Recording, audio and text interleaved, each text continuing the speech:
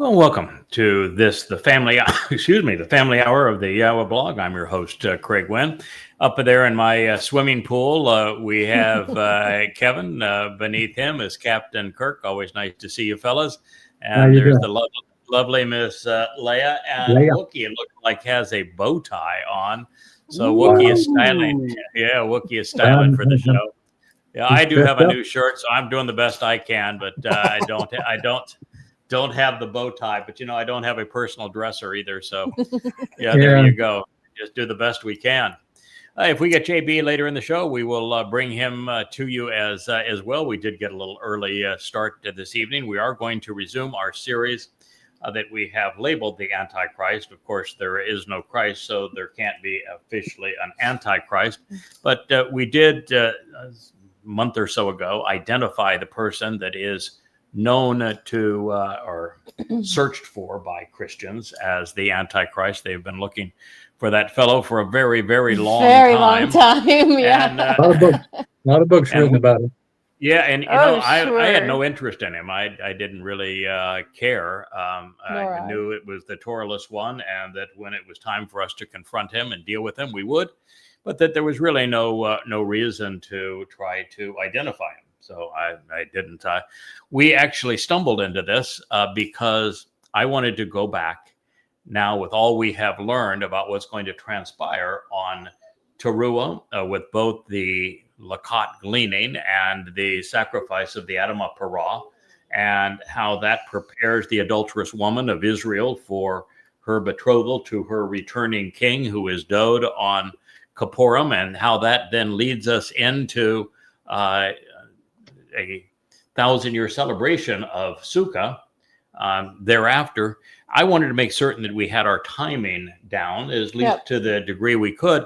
And it was just by studying the details there that we were confronted with an absolute affirmation of who this character was. And it turned out to be it's Donald Trump, who is currently demon-possessed and is the Torahless one, the person the Christians consider to be the Antichrist.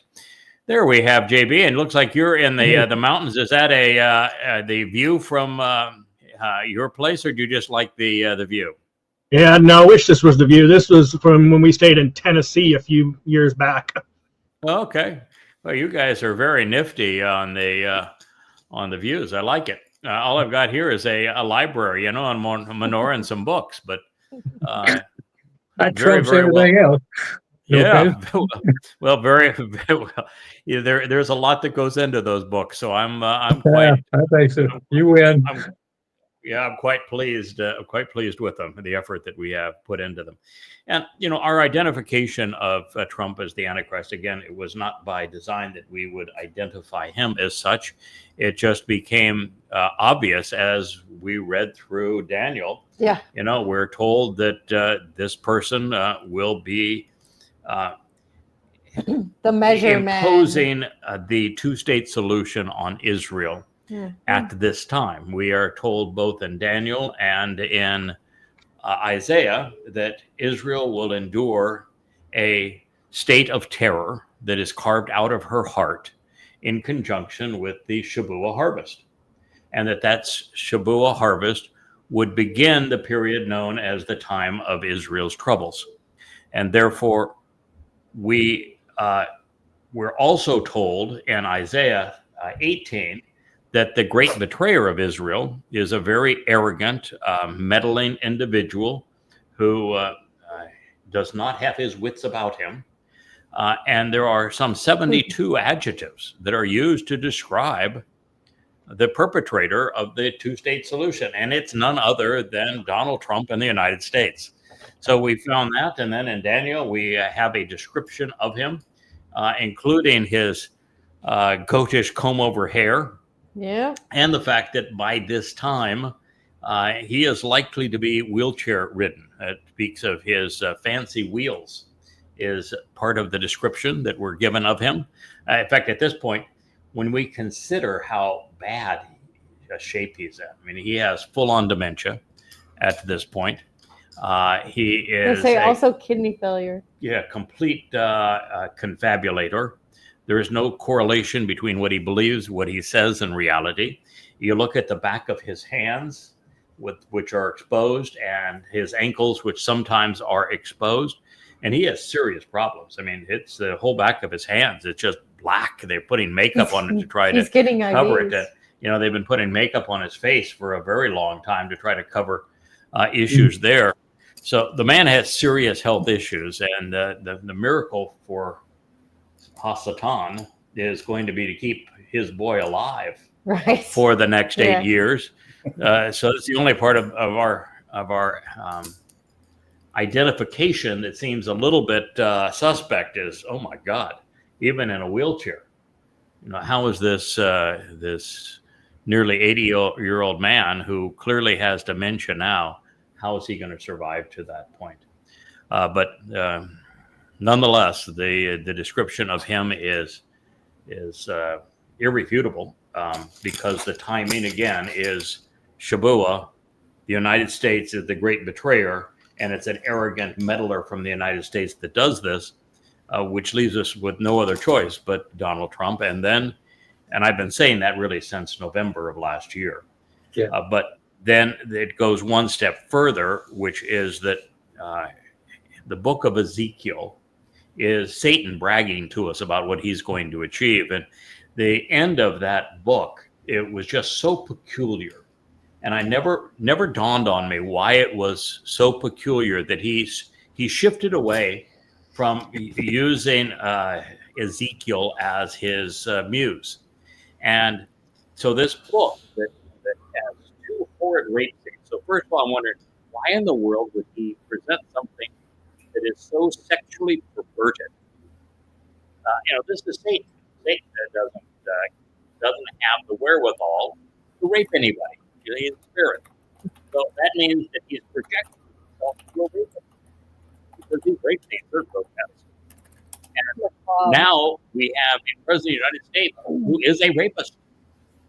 And then you're dealing with the fact that it was 25 ways to kill a Jew. And here you have the president of the United States accepting $16.5 billion in bribes from Muslims. And he is turned from someone who spoke against Islam to somebody now as Trump 47 who's in bed with Muslims. 100% bought and sold. Oh, bought and sold. And then the end of the book was just so difficult to process. And now it's understandable. The Lord, who is Satan, speaks of this copper-colored individual, a bronzy-colored, copper-colored individual, like Orange Man, who is a real estate developer who partners with him in measuring up not only the Temple Mount, not only Jerusalem, but almost all of what was Judea, to build this monstrosity, this gaudy, horrible monstrosity, just in the Trump style, with naming rights over the Temple Mount and all of Jerusalem. And this guy's a real estate developer, and he's copper colored. Okay. How many clues? And he's a rapist. Yeah, one of the things that I thought about really intensely was all the measuring.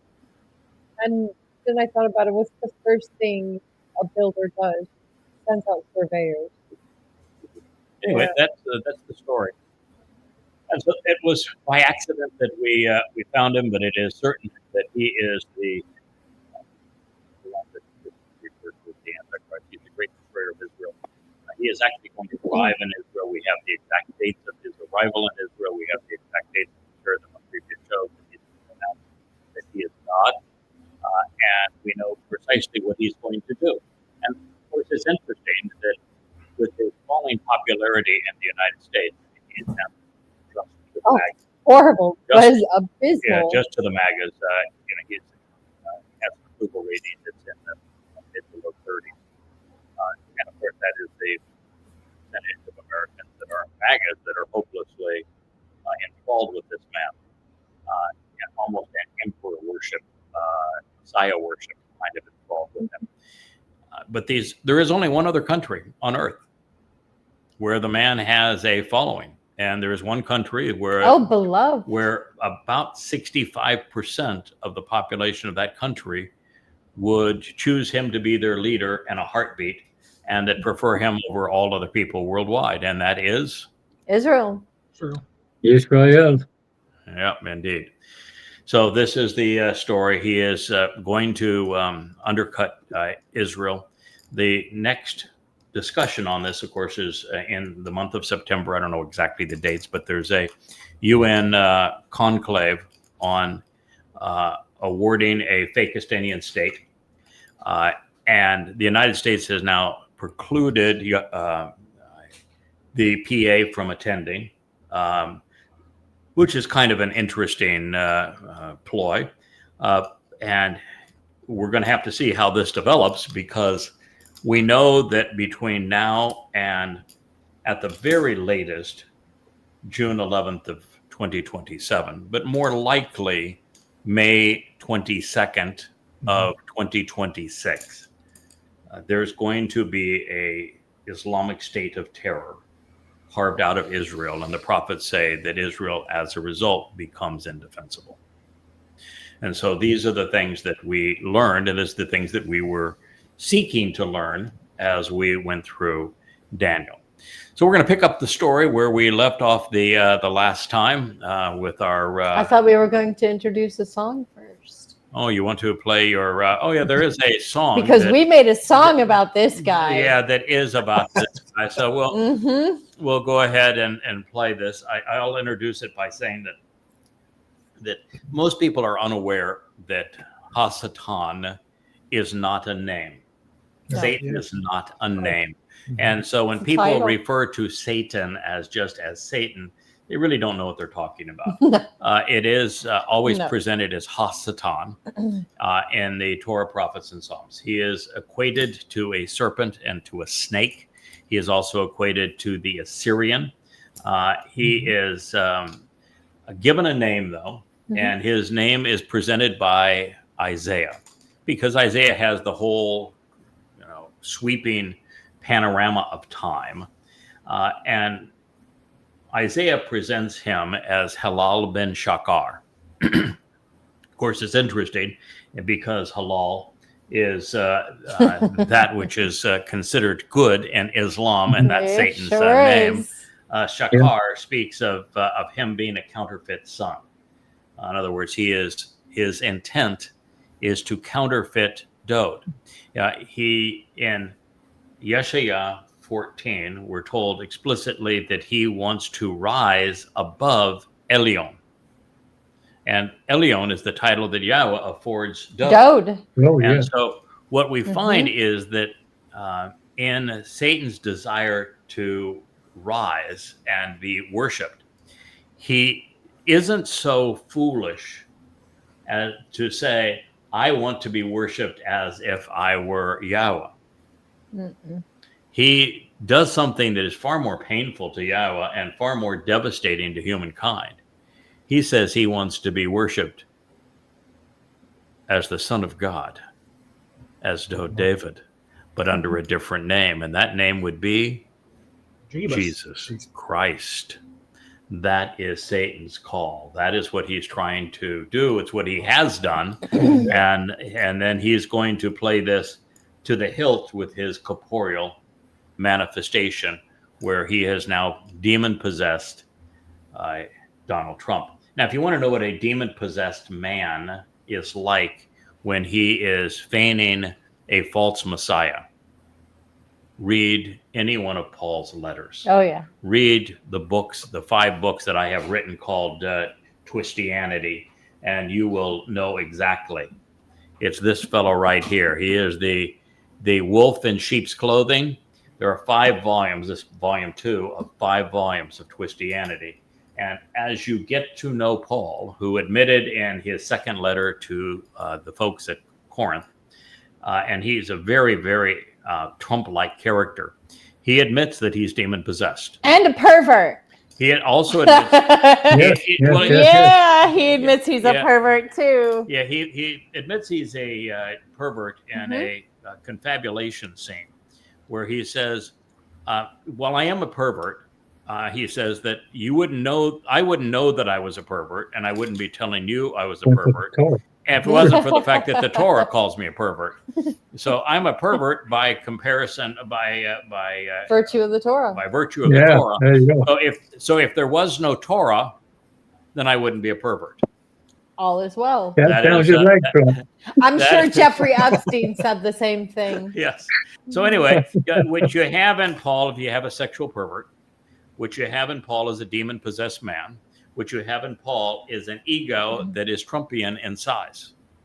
What you have in Paul is total and complete confabulation. There's no correlation between what Paul says and reality. Nope, none. And so these men are exceedingly similar. And if you want to know how Donald Trump will continue to paint himself both politically and religiously, read Paul's letters. And of course, if you read Paul's letters and you read Romans, in the 13th chapter of Romans, Paul is equating the God of his religion, which is himself, of course, to Rome, and talking about how his God established the rules of Rome, and you must obey Rome. And that's what Donald Trump is going to do. You're either going to obey him, or well, his henchmen are going to pick you up like at the Gestapo, and they would throw you in alligator Alcatraz. but they're having trouble running the place. $400 million, and they're having trouble with the plumbing. They're having trouble running the place. They had to shut it down. Well, what the heck? So this is the story, and so Halal ben Shakar is the name of Hasatan, the adversary, and the name of the song. And Hasatan himself, as a demonic spirit, has demon-possessed very few individuals in history. But we know them as, for example, Paul was one of them. Muhammad admitted that he was also demon-possessed by Satan. Akiba? I think it's likely that Akiba was. Very likely that Hitler was. So these are the kinds of individuals. Donald Trump is now demon-possessed. And so Leah, and with help also from Kevin on video, has produced a song devoted to the corporeal manifestation of Halal ben Shakar. And with that, we'll play it. Halal ben Shahar, we're gonna tear your kingdom down. Yes, we will. Oh, you copper con, we're gonna tear your kingdom down. Oh yes, hit me one more time.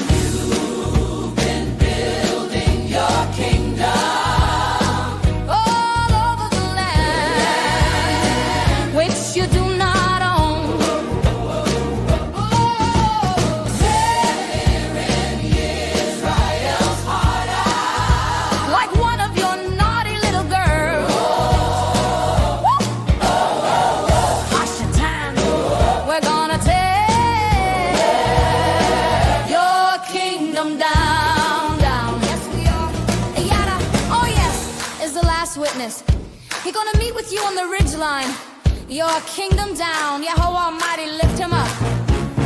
The man of Edom, he's gonna tell the truth about measurement to all the people so they can hear it for themselves. Oh,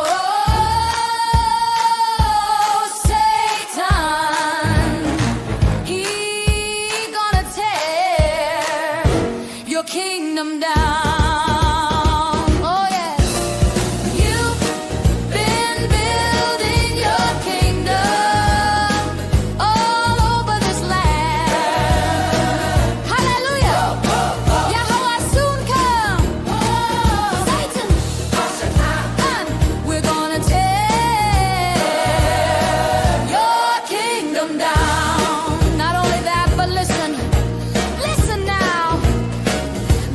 Gonna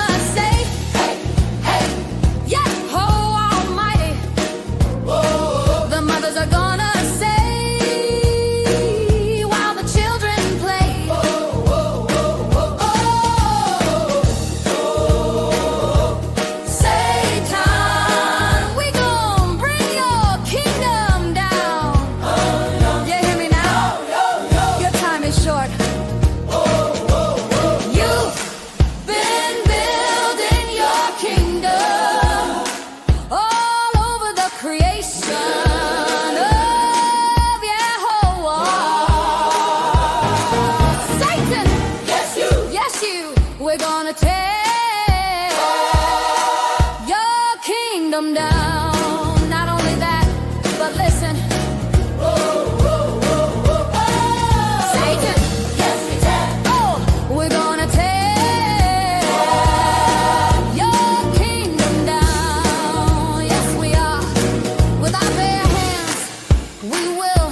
Satan, oh, hello, Ben Shakar. We're gonna tear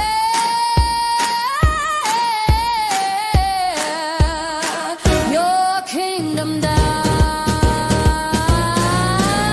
You've been building your kingdom all over this land, taking bribes and paying off girls who know too much.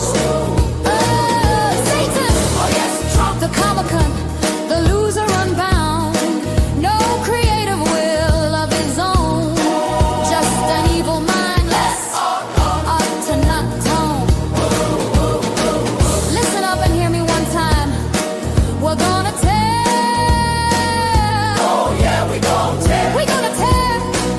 Oh yeah, we gonna tear your kingdom down to shield where you belong. All the religious and political with you, like chaff in the wind, you will be gone.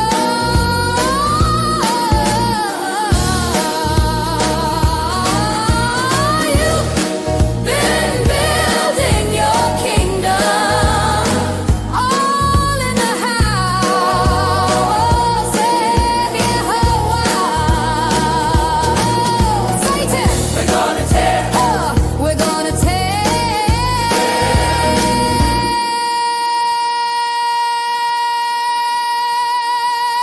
your damned kingdom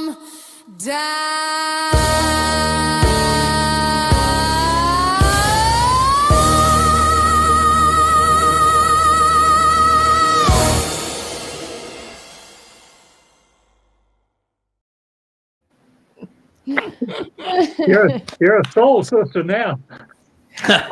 We're gonna tear it down. Yeah, That's baby. what we're gonna do.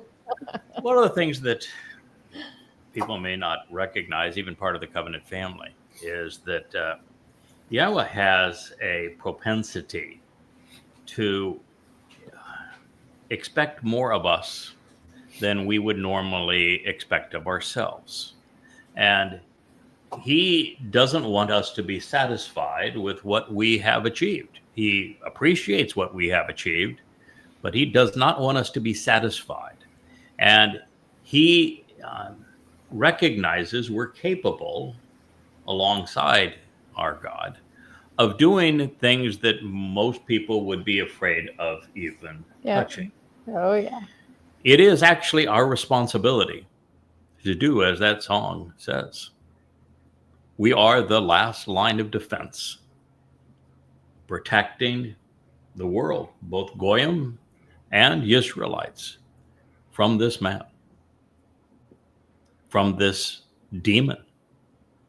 Now, that may not sound like something that most people are willing to tackle. You know, it's one thing to say, I'll share the story of the covenant family, and I'll support the effort to criticize religions that have been opposed to God's people and the covenant family and have misled billions as to Yahweh's nature. But the idea of going after Satan is not something that a lot of people are probably comfortable with, even as part of our covenant family. Mm-hmm.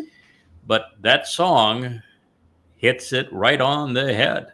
It is our job to tear him down.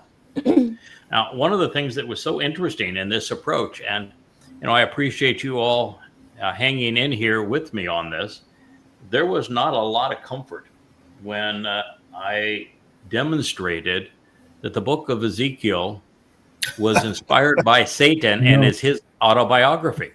Yeah, people I remember. really uncomfortable with that. Yeah, that we had quite a falling out, and I think part of that falling out is what led ultimately to this mother goddess cult, because they didn't like it. They didn't like the fact that I didn't sugarcoat the fact that there were 2 grotesque rape scenes, full chapters devoted to they rape. hated it. And they didn't like the gruesome nature of the way the Islamic terrorists would be used to torture Jews to death. Yeah. And I didn't pull any punches. And they didn't like the fact that right from the beginning, I recognized that vision of supposed to be God in heaven, it's a vision of Satan. It's exactly how Satan wants to be perceived. And then when it comes through Ezekiel, he was nothing but a false prophet. Nothing that he said will come true. There is no Gog from Magog. No. There is no Magog war. No. There is no war of Armageddon. Nope. There is no valley of the dry bones that is going to rise up. It's all confabulations. Total confabulation. And this notion that God is going to change his story in the end, and that he's only going to keep one of his 7 Moed Mikre, and he's going to change the date and the intent of it, and that he's going to separate it from matzah so that it's counterproductive. And then he's going to add to that All Fool's Day, No Moon Day. Doesn't like me very much. And the Feast of the Beast, where he literally drinks my blood and eats my flesh as a cannibal. Yeah. And celebrates doing it. It really doesn't like me at all. We're not buds, so it doesn't bother me at all. But those are his substitutes. And so you're reading this, and then you read that when you actually take the dimensions that the Coppercon, measure man, this Donald Trump, is taking of Jerusalem for this satanic temple. Well, the damn thing is not only bigger than the Temple Mount. Mm-hmm. It's not only bigger than the city of Jerusalem. Right. It covers almost all of what was Judea. His idea is, I want to pave over the whole damn thing. I'm claiming it all myself. I am literally pouring concrete over this entire thing, and I'm going to build, as Donald Trump says, location, location, location. I'm going to build my naming right here in the midst of Jerusalem. And you read this and you realize, wow, this is it. And then the thing that really comes through on it. Yeah, I said it was like reading Satan's playbook. Yeah, what really happens that just didn't know it was him. That is so striking on this is that he goes back to Eden. And he takes us back to Eden from his perspective. And he is talking about himself as that who was up there on that wall. And how he, in all of his brilliance, came down to lure Towrah away. And he kept on saying that he is, the penalty that he suffered was such an indignity to be rendered a snake and a serpent after having been so glorious. And he thinks he's a little butthurt. Yeah, it is an amazingly vivid portrayal of Satan himself telling the story of what happened in Eden. Mm-hmm. And the way that he presents himself through the king of Tyre and of this glorification of this rock out there in the sea. He is really full of himself. He's got Donald Trumpitis.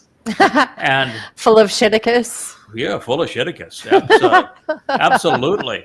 So anyway, it is the only way really to have a full appreciation for everything that we witness right now in Donald Trump and the way he is behaving. He is fulfilling the very prophecy that Ezekiel, the book of Ezekiel, portrays about what's going to happen and where he's going to go and when he's going to do these things.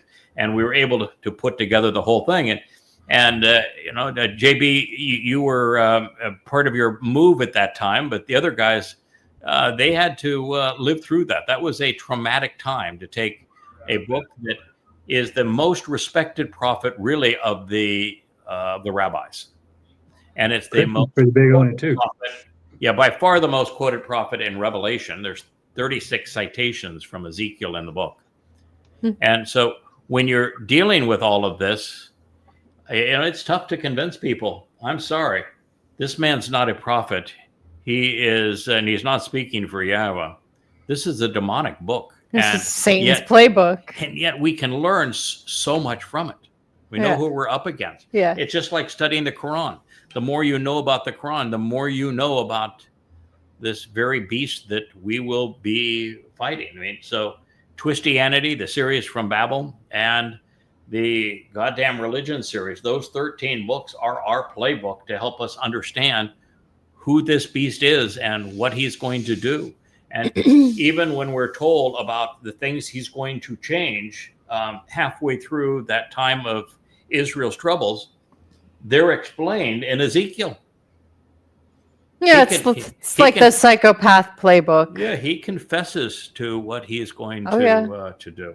All right, so no pressure on anybody. I don't know if but many wouldn't go against how him. you feel about trying to battle Hasatan, but that is your plight. That is mine. That is yours.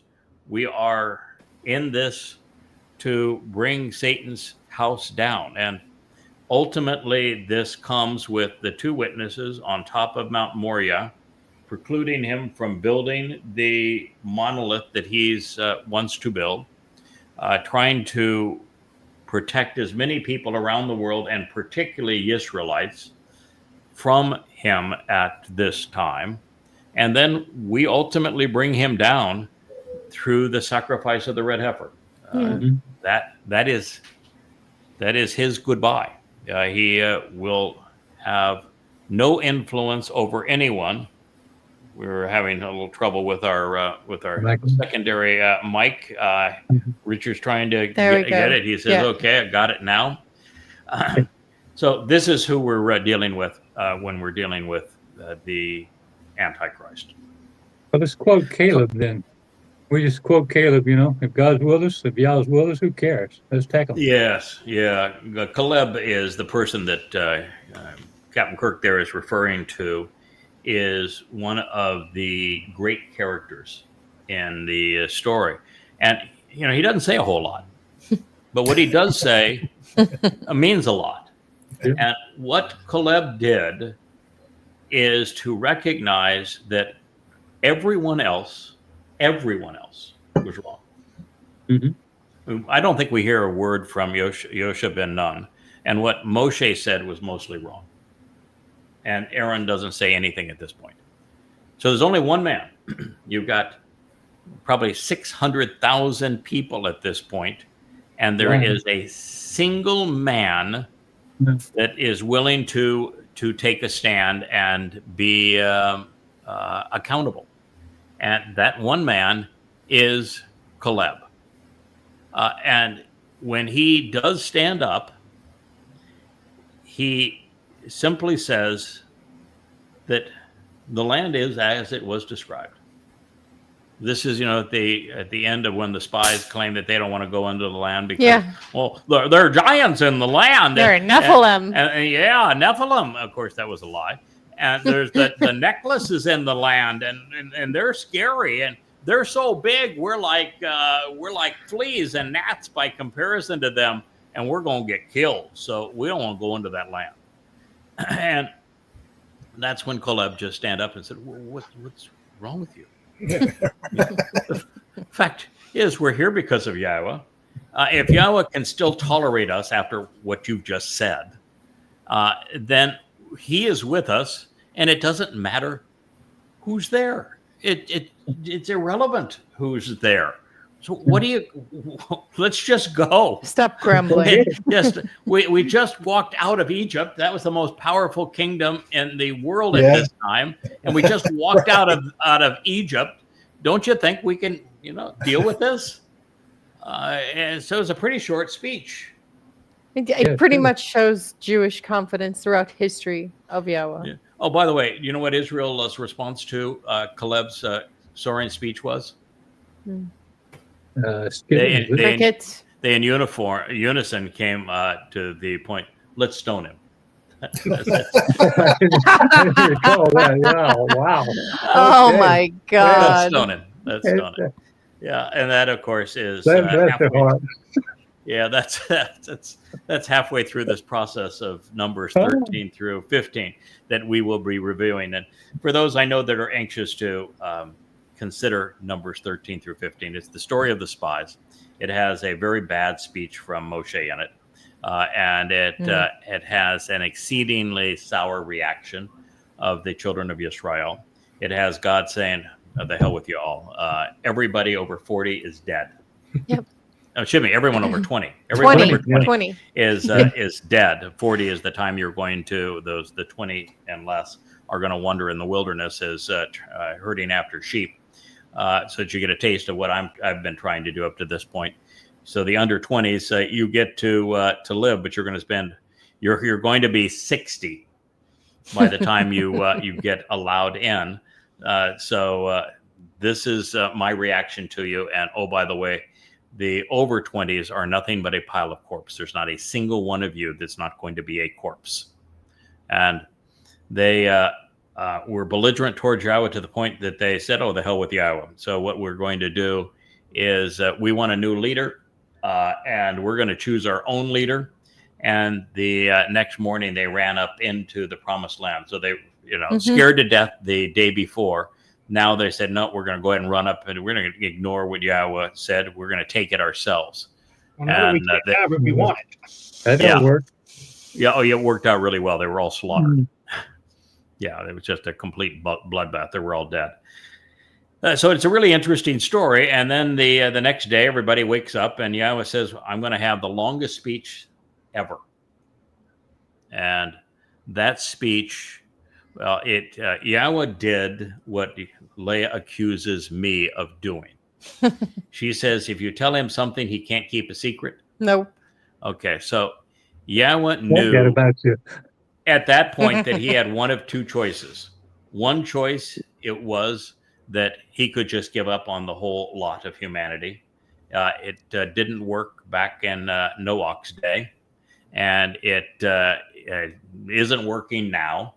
And it's clear that Israelites are not the answer. They're obnoxious.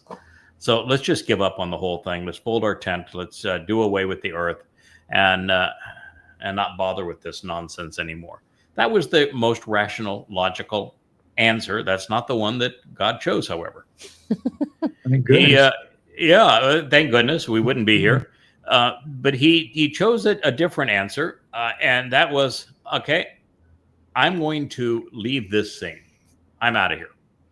But I'm not going to leave before I set in place the remedy for all of this. And I'm going to remedy this entire situation so that a remnant of my people can actually enter the promised land the right way. And I'm going to achieve this through a bull, through a ram, and through a goat. And he goes through the delineation of how it's all going to play out. He just spills the beans, man. This is how it's all going to play out. And there it is, immediately after the spies. I don't know how God evidently doesn't have the same issue we have of needing to breathe so that sentences can't be too long. It's the longest damn sentence ever. And it is a single cogent thought of how God's going to resolve this whole thing through a bull, through a ram, and through a goat. And while the ram is more important than either of the other two, he starts the story with the bull. So I'm keeping it in the same order that he has. And then he even goes into a long explanation after he speaks of the sacrifices that will be made by these three individuals. He goes into a whole narrative.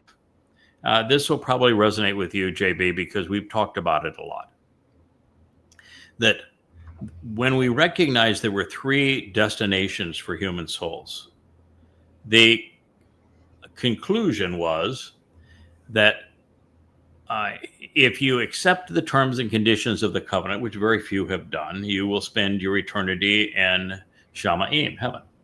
If you lead others astray, and you're active in leading others astray, in other words, you are a misleader, then your soul will spend its eternity in Sheol. And those who have been misled their souls will simply dissipate into nothingness. So we knew that was the criterion. There is no place where God, I thought, actually explained that criterion. It was just the obvious conclusion from the facts. And sometimes we just make obvious deductions from the facts as God lays them out. Well, here in the 15th chapter of Bamidbar in the wilderness, there it is. God lays it out. Yep. And he says, this remedy, particularly that final sacrifice of the bull, is going to resolve inadvertent guilt, an omission, if you will, guilt by omission, guilt by ignorance, as opposed to commission and guilt by being complicit in a crime. And so God is saying that if you are misled, he has a solution for you. If you are misleading, he wants to do away with you. Yeah, fair. And it goes right on to delineate what happens with, particularly at the end, because there is this actual very sophisticated explanation that says that the sacrifice of the ram can resolve all levels of guilt. Yep. So, I was in my youth religious. I was in my youth political. Those are crimes of commission where you are misleading people. And you have to stop doing them before you can approach Yahweh. But what Dode accomplished in carrying away our guilt resolves that. So his sacrifice on matzah that took our guilt and put it into Sheol, matzah can purge us of all forms of guilt, omission and commission. Much more powerful. The Adama Parah of Towrah, by this definition that God is providing, can't do that. It's for incidental guilt. He is only, for incidental or guilt by omission, guilt by being inadvertently being misled as opposed to being misleading. Now, why do you think that would be the case? Why is my sacrifice being limited in what it can resolve? And Dode's was not. These are brand new people, right? They are. Yeah. So, I mean, they've been with you a whole hour. But some an hour, some 12 hours. The longest anyone could have been there is 12 hours. Yep. Okay. So, right. What do they know now? They still got to get covered so they can do something. Right. So God would be insane if he were to say, I'm going to make people immortal such that I have to live with them and endure them for all time. And I'm the one bringing them here. And I know nothing about them, and they know nothing about me at this point. I mean, they are essentially a slightly corrupted slate that is going to be a clean slate here in a matter of hours, once we go through the whole spectacle of the Adama Parah. I'm going to clean their slate. Yeah, but at that point, we have a job. We're no longer after Hasatan bringing that house down. We now have a job, and it's to educate these literal babies. They don't know Yahweh's name. They don't know. They don't know the terms and conditions of the covenant. Right? They don't know squat. And so what they are, but they've been given license because we've cleaned their slate. They've been given license to enter the millennial Shabbat of Sukkah. And during that time, they will continue to live so long as they do not become religious. We find out that the goat, Eliah, has the responsibility for when one person goes astray inadvertently, he nips it in the bud before it becomes viral and becomes religious. Good. So that's what Eliah does at this point.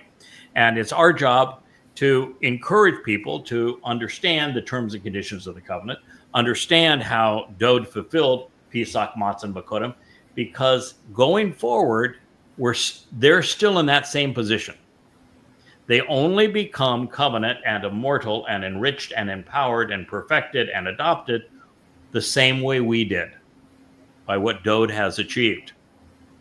And that's going to take them knowing what we know, understanding what we understand, and accepting it.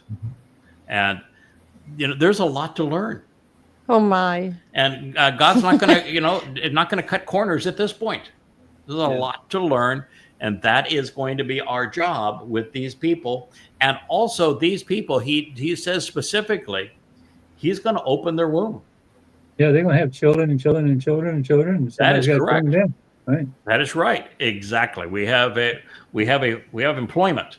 You always wanted to have a job waiting for us. We're going to go for this. Job security. Yes. We are going to go from the job we have now, which is cultivating Shabbat and Teruah and explaining the sacrifice of the Adam of Parah. And they don't call it planting seeds for nothing, baby. But we are going to be at it for a long time. So we got a long-term job security going forward, baby. Because with all that we have learned, we are in the best position to teach. And God delegates everything he's going to delegate it to Dod. Now, Dod's a pretty damn good teacher. You're a really good student, really good teacher. Very quotable. And if you look at what Dod wrote, like I have one of these volumes of Yada Yahowah, it's one of the very first. It's I think volume 3 of an Introduction to God, which is the first series. It's devoted almost entirely to the 119th Mizmor, which is Dod's analysis of the Quran. Excuse me, of the Torah. That's so much I'm supposed to be doing. It's his analysis of the Torah, and with his analysis of the Torah, we understand that he was an excellent student, and therefore became there you go. It's an epic poem. Yeah, there it is, and became a very proficient teacher. So. One of the things that you realize in life is that you ought not be delegating something that you don't know how to do. Yeah, that makes sense. You're a much better delegator when you know how to do what you're asking someone to do, and you can check up on them. You see in the various scenes that we do from the YAHOWAH blog aspects of this house. Kirk, you've actually been here, and you know that this house was built by totally unskilled labor. We didn't have any skilled labor on this island. And fortunately, I've done this now 40 times, and I knew how to do these crafts. And so I taught people how to do it because I knew how to do it. I watched you do it. I absolutely watched you do it. Yeah. I'm going, wow, he really knows his stuff.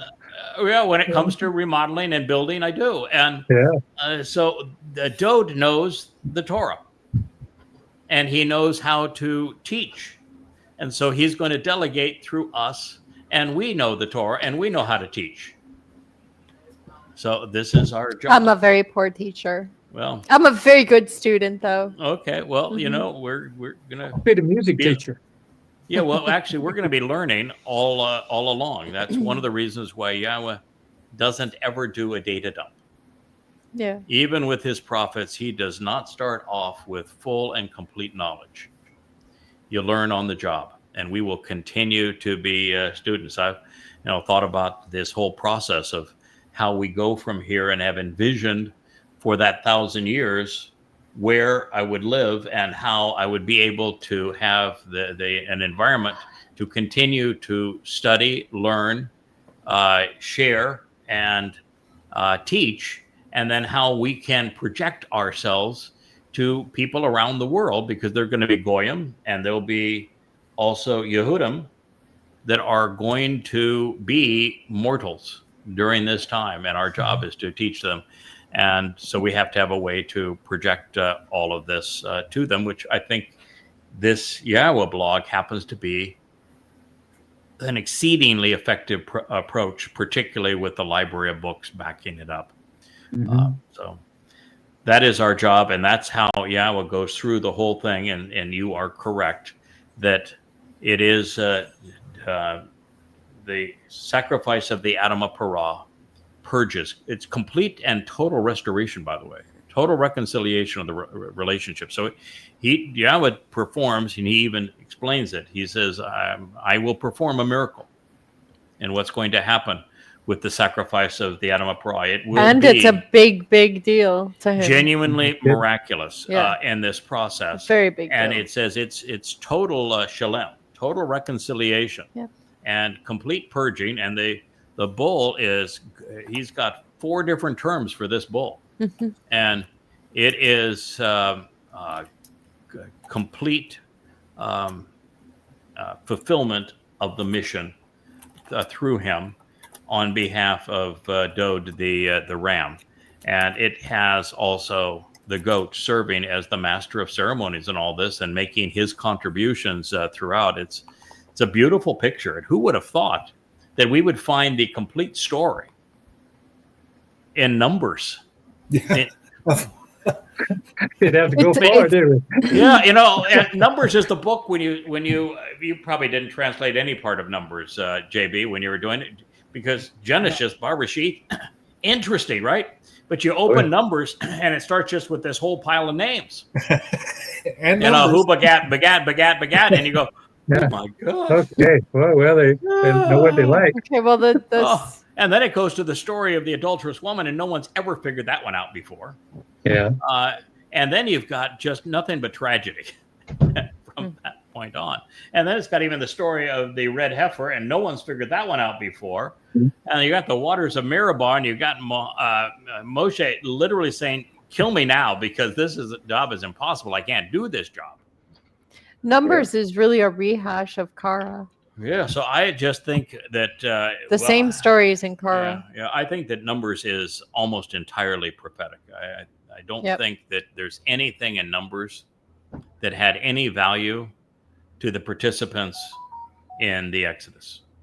Yeah. Not in the moment it happened. No, I don't think there's a single lesson there that, in fact, it's obvious there isn't a single lesson in the Torah's presentation of Bamidbar Exodus that did the children of Israel any good.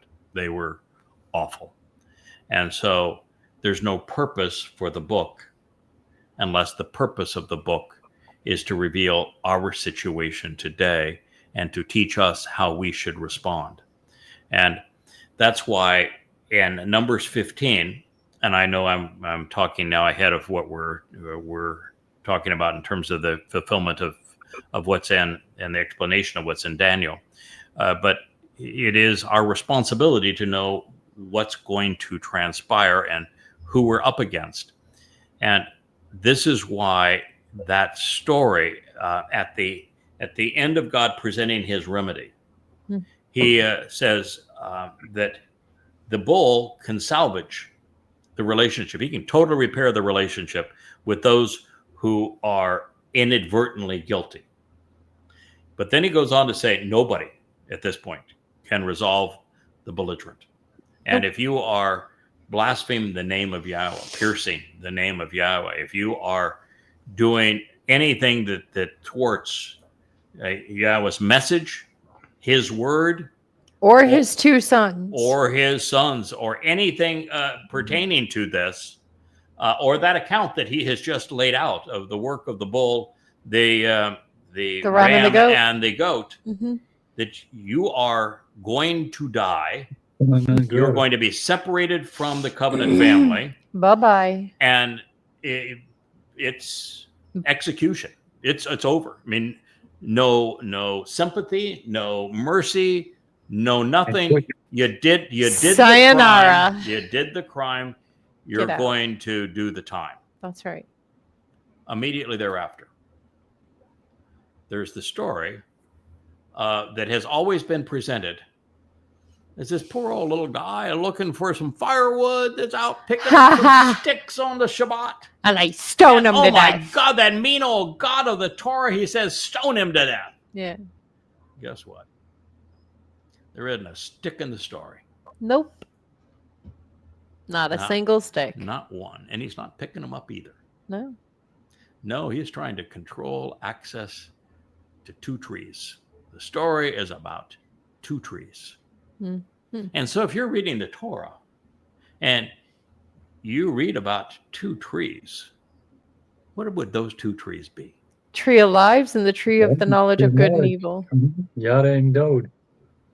Now, are you familiar with the full definition of Ale? Dode was the Pesach Ale, was he not? Yes. Mm-hmm. Okay. Well, the primary definition of Ale is lamb. Mm-hmm. Do you know what the second and third definition of Ale is? Tree. Doorway and mighty tree. Who fulfilled Passover? Dode. What is the purpose of Passover? Open the doorway. Open the door so we can move into, so we can take our guilt away. Yeah, but there's something you're missing. What does Pesach open the doorway to? Tree of lives. Eternal life. Eternal life. Eternal life. So if Dode is the source of fulfilling Passover, El means he's the mighty tree, and that he is the doorway, and that Pesach extends our lives. What is Dode? Tree of lives. He is the tree of lives, Yes, is he not? Yes. Absolutely, unequivocally, Dode is the tree of lives. Mm-hmm. Now, in the garden, are you familiar with any discussion on the tree of lives other than to say there's a tree of lives? Is there any other reference to it? No. None. Is there? Literally none. No. So why would God tell us about something if we have no knowledge of it? Now, he also tells us there's the tree of knowledge, doesn't he? Yes. What did Yahweh choose as my name in this process? Yada. Yada. No. Is Yada the verbal root of Dayat, which is the tree of knowledge? Yes. So Yada is the process of knowing, right? Yes. Would these books back here provide some knowing? Oh, yeah. About Yahweh? Mm-hmm. Including Yahweh himself. What is the purpose of the lesser luminary related to the greater luminary and the creation account as they serve as signs for the Moed? They reflect Dode's life. There you go. Dode is the greater luminary. He is called the sun. Yahweh says he will be as brilliant as the sun upon his return. Dode is clearly the greater luminary. The lesser luminary's job is to reflect the greater luminary's light and to point the way, their signs for the Moed, which Dode and this lesser luminary, Yada, fulfill. So, what's the purpose of the tree of knowledge? Give you a choice. It's to point in the direction of the tree of lives and explain how to get there. Yep. Yeah. Yes. That is the purpose of Yada Yahowah. That is the purpose of the tree of knowledge, is to say, there's the tree of life. It's Dode. This is what Dode has done to open the doorway to lives on our behalf. Prior to us figuring this out, had there been anyone in human history to recognize that Dode is the person who fulfilled Pesach, Matzah, and Bekurim? No. Not a single one. So have we done exactly what that describes? Congratulations. Yes, sir. We have, haven't we? Mm-hmm. And so Yada Yahowah is the very tree of lives. Now, why after eating it, just taking a bite, did Yahweh kick them out of the garden and then lock the gates to the garden, sink the garden under Lake Van so that nobody would get back in? Why did he do that? Least they reach out their hand to the tree of lives. Yep. They had no idea what to do with the tree of lives. And if you, just like those people, the mortal remnant of Israel that are an hour old, that come back at that time, 1 hour, and God's saying, we can clean their slate, but we are not giving them eternal life at this point. Why? Because they don't know enough. Right. So how much did they know about knowledge of the tree of life when they took one bite of the fruit? Nothing. Nothing. They were not equipped to capitalize on the tree of lives.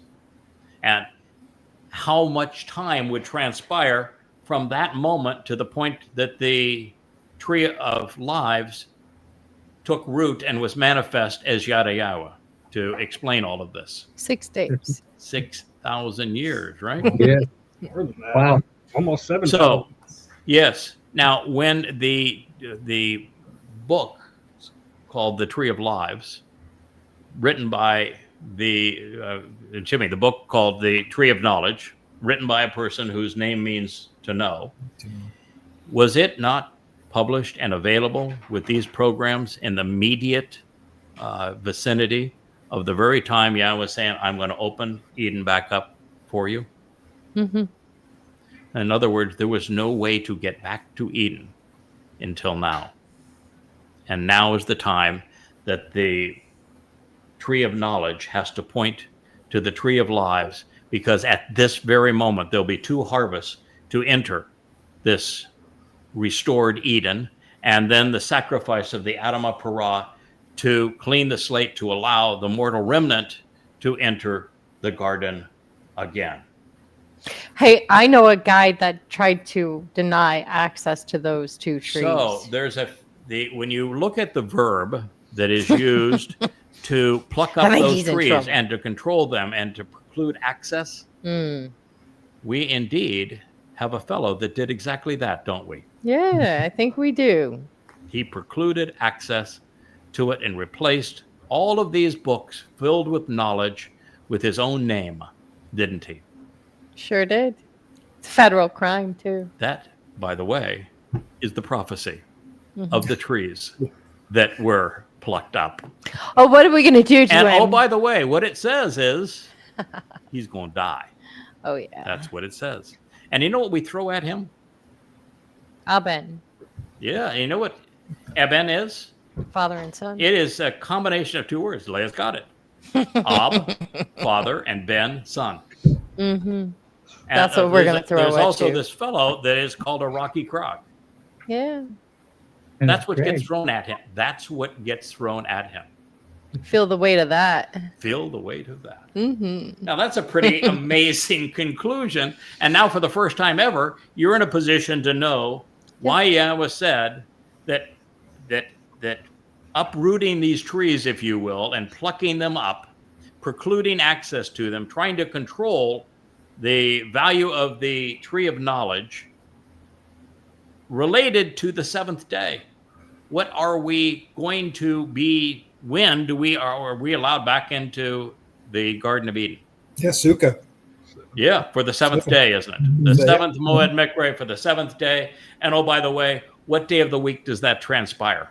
On a Shabbat. Here's the Shabbat. Shabbat. And when does the Adamah Parah make the sacrifice? On a Shabbat. Shabbat. And when are we harvested into that as the covenant family? On a Shabbat. On a Shabbat. Yay. And when did Dode fulfill matzah? On a Shabbat. On a Shabbat. So God, today they're not it's supposed to do making- nothing. Starting to see a pattern here. Starting to see a pattern here. Now you understand the story Yeah. and why he responded the way he did. And for somebody that, like me, who had said previously, I don't understand the penalty, when Yahweh didn't even bother to explain it. He explained it before he even talked about the trees. He said that the person who does these kinds of things must die. It's also Because in Devarim. they can't enter the garden again. Now, then we're followed that by one of the great egregious religious practices. Oh. Mm-hmm. What if you're an observant Jew, what do you dangle from your clothing? Oh, I know. Zitziot. Yeah, what is it? And they call it a tassel, don't they? Mm-hmm. Yeah. And a little blue thread that runs through that tassel, isn't it? Mhm. Yeah. Oh, yeah. And that's the sign that they're an observant Jew, isn't A it? religious Jew. Yep. Religious. Look at me. Mm-hmm. You know, in that presentation, there's no mention of a tassel. Yeah. Uh-oh. And Religio. do you know in that presentation the what is described as a flower? Mm-hmm. And you know that it's a blue flower? Mm. And that the flower is actually less important than the twisted thread that comprises it. Now, I would ask you, are you aware of any place where YAHOWAH makes a big deal about a plant with a blue flower on it? Flax. Yeah.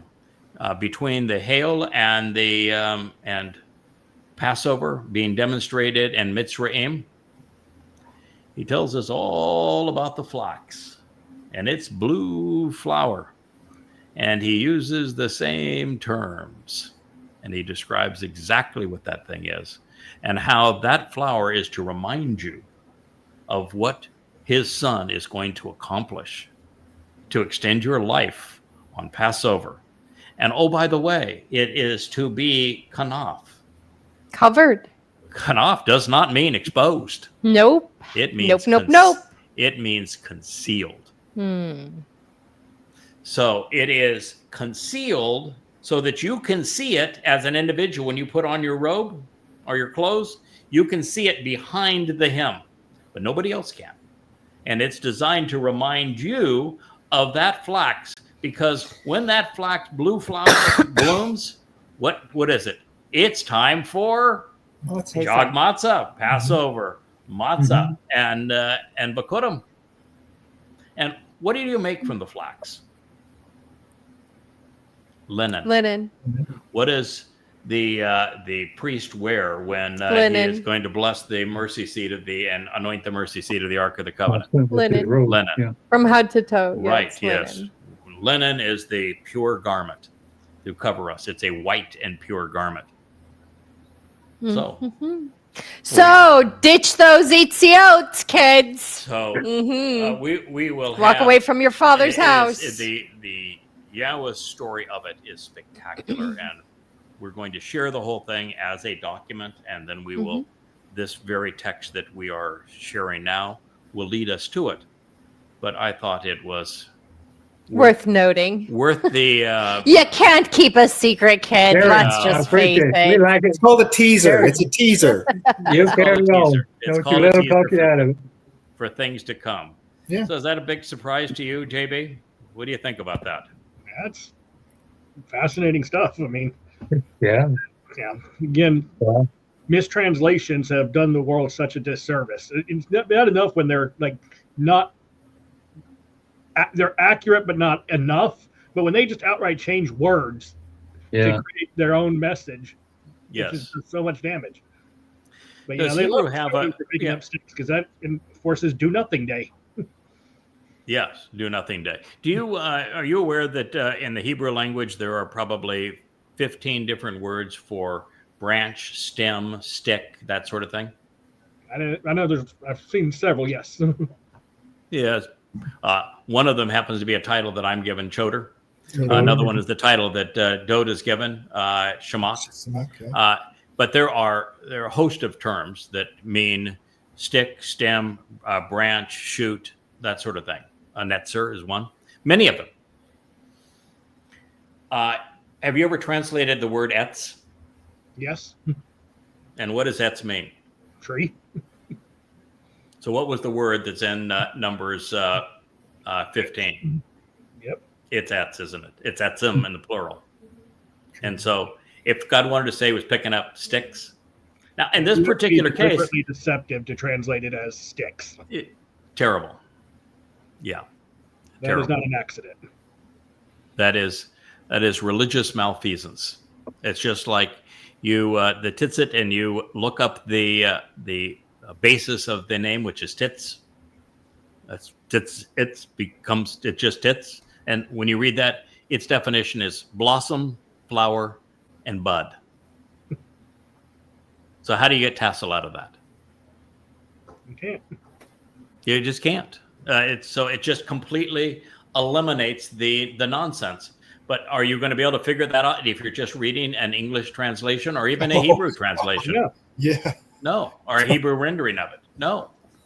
You need to do the study, and you need to do something that is such an important part of the Yada Yahowah presentation.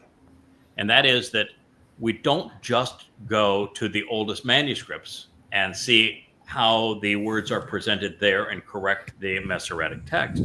We scrub every word of the diacritical marks of the Masoretes, which are rabbis, in the 11th century. Yep. Because the language is already vocalized. There's 5 vowels amongst the 22 letters. You don't need the diacritical marks. Nope. And they give a religious flavor to things. And they're the ones who convoluted the message because the Judaism is the... I used to think that Scientology and Mormonism were, among the dumbest religions. No, it's Judaism. Judaism is just absolutely stupid. And so they corrupted everything to serve their agenda. And then the next thing you have to do, if you really want to understand, you got to be willing to take the time to look not only at the verbal or actionable root of each word, but first use, and realize how it can be defined. You look at first use of every word, but also you have to look, if a word is uncommon, you have to look at all of the words that are comprised of those same elements. Most of the words have a 3-letter root. Yep. And so you need to look at every word in the language that shares that 3-letter root. Now to do that, it takes 100 times more time and effort to create these translations. But now you're in a position to actually understand what the text is saying. Yep. So think about it. The diacritical markings are the rabbi's way of controlling the language. And I'm sure you've read 1984. And controlling language is a powerful tool for an oppressor. That is correct. What do they call that system? The Shoah system, which means to deceive. Methinks they tell on themselves. Yeah. It's unbelievable. Yeah, they do. Yeah, I do. Yes. The title they chose for that system means to deceive. Yeah. Let that sink in, kids. But they're just a great case. They created a religious symbol out of something that was one of Yahweh's more interesting metaphors. And it was to be hidden, and it was to lead us in the direction of Chag Matzah and the blue flax that introduces this time of year, so that they would know about life and that tree of life and the tree of knowledge that would be opened up to them, and all of the benefits that his son would provide by fulfilling Pesach, Matzah, and Bikurim. So, no, we'd rather wear strings like on a weave that our mother forgot to cut. Yeah.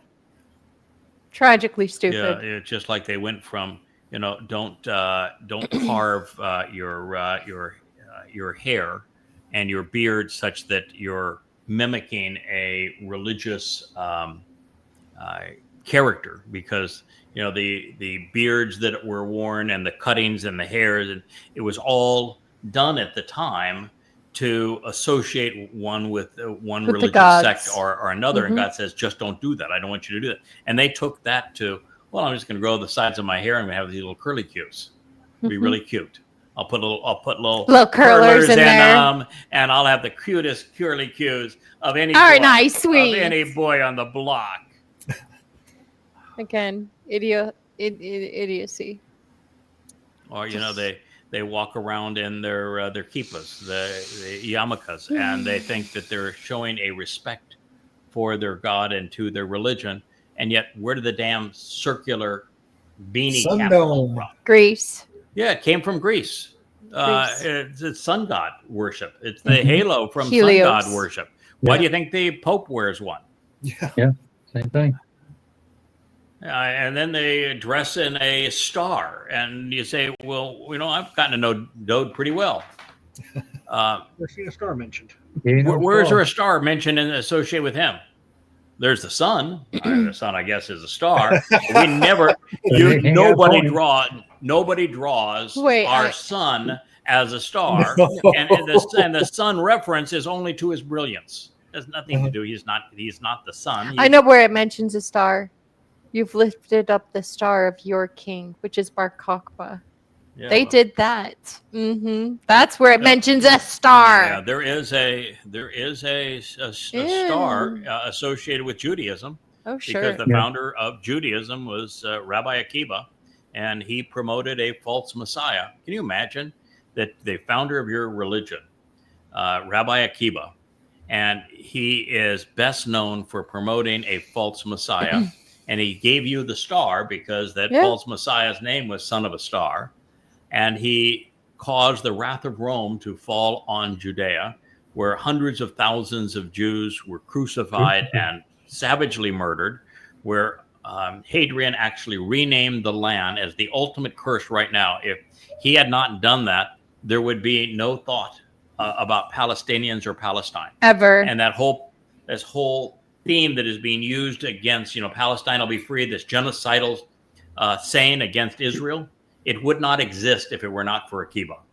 And That's Akiba true. is responsible for the diaspora. And what happened with the diaspora? Of course, the Holocaust. And Akiba played right into the Christians' hands. Rather than refuting the Christian New Testament, as I do, and Twistianity, absolutely tearing it to ribbons, proving that none of it's true, rather than doing that and explaining that David is the actual Messiah, the Son of God, and he told us exactly when he was going to fulfill Passover. He told us he would even do so through crucifixion. And so you created this myth and this Jesus fellow. Rather than do that, he foisted another false Messiah on his people. That's right. And in doing that, because now you have warring messiahs, it gave Christendom all the more Reason to hate. to hate Jews and to demonize Jews. Oh, yes. So what a horrible individual. And yet he's the father of rabbinic Judaism. It is the icon we feel most comfortable being persecuted under. That's right. It's tough when you're out there and you realize that the kingdom that must be torn down includes Judaism, Yes, Christianity, Islam, America's malfeasance in the world. It's a lot to accomplish, and we have very little time to do it. So we'll never make it our way to numbers 13, 14, and 15 if we don't finish our presentation of Daniel. So I'm going to return to that text now. Rich, if you're still with us here, you can bring it up, and I will share it. It begins, and so I began to consider, this is Daniel speaking, and to process this, and then behold, a young and independent crowned goat who was headstrong and imposing, coming from the west before the presence of the entire region, and yet not making contact with or striking the land. So this individual is Alexander the Not So Great. I'm not a fan of Alexander. He was a ruthless, enslaving, sadistic, egotistical monster. In fact, he is very much like if Donald Trump was younger and articulate and had any skills, I guess he would have the same ego and approach of Alexander. Alexander clearly was a psychopath. He had no compassion or empathy for anyone. He was really a savage individual. But that's, he came from the West, and he conquered the entire region without really touching Israel. The only interaction with Israel with Alexander is told by the rabbis. There is nothing historically that is known. But he went to Egypt, became a god in Egypt, and he devastated, of course, Tyre on the way down.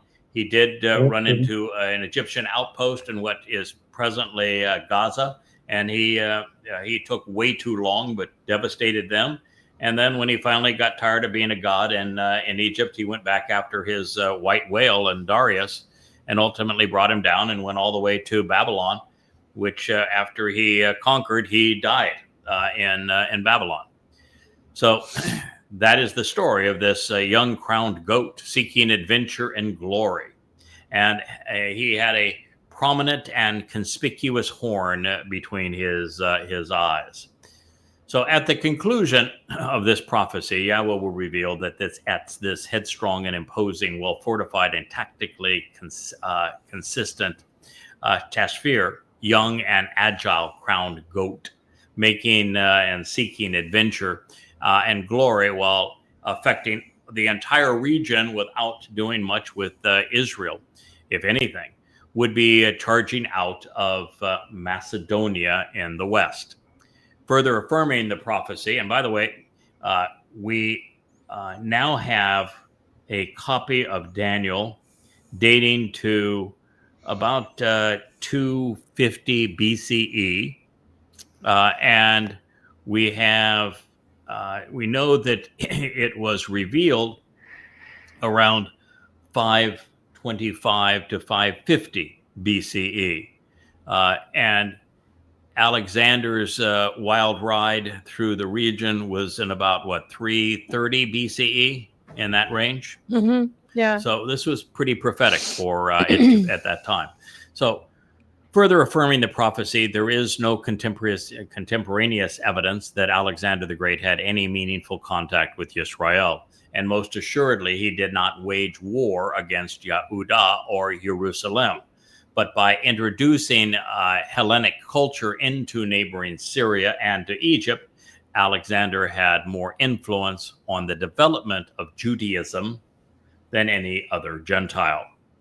In fact, even synagogue is a Greek term. Mm-hmm. Now, as evidence of this, 400 years after Alexander ravaged Gaza and marched through Judea without opposition, in 332 BCE, so I was within a couple of years of having my date correct, Josephus, one of Judaism's three most notorious voices, along with Rabbi Akiba and Maimonides, told the, it's just hard, sometimes it's just hard to imagine stuff. So you got the three voices here. You've got Rabbi Akiba, who brought the wrath of Rome on Israel, Judea, caused the land to be renamed Palestina, which is now their greatest plight, and foisted a false Messiah on Israel and lost some 30,000 of his own apostles in the process, and got hundreds of thousands of Jews killed. So he's your main guy. And then you have Josephus. And Josephus is nothing but a lousy traitor. He is a liar and a traitor. He's a louse. Everything he wrote is untrue. His biggest story is, of course, Masada, and everything he said about Masada is a fraud. And he was a religious guy that turned to a general, that turned into a coward, that capitulated to the Romans, told the Romans how to defeat the Jews, and then because he served the Roman interests, he was brought to Rome as a hero. So I mean, he's a real snake. And then you've got Maimonides, who was essentially a servant of Saladin and of Islam, and was educated in Islam and based much of his writing on Islam. Some say he converted. Those are your three guys. Makes sense. Bravo. Oh, bravo, baby. What a motley crew that is. They're the ones that told this story, and it was no doubt designed to curry favor with those he had abandoned, weaving this fanciful tale to promote the myth that the great general paid homage to the high priests of Judaism. Therefore, 4 centuries after the fact, the traitor wrote, and this is Josephus, Alexander went to Jerusalem after having taken Gaza. Yahuwah, the high priest, had a warning from God received in a dream in which he saw himself vested in a purple robe with his mitre, a golden plate on which the name YHWH was engraved on his head. Accordingly, he went to meet Alexander at Shapha to take in the view of the temple. followed by the priests, all clothed in fine linen, and by a multitude of citizens. Yahuwah awaited the coming of the king. When Alexander saw the high priest, he reverenced God. This is Targum, Leviticus R13 to the end. And he saluted Yahuwah, while the Jews with one voice greeted Alexander.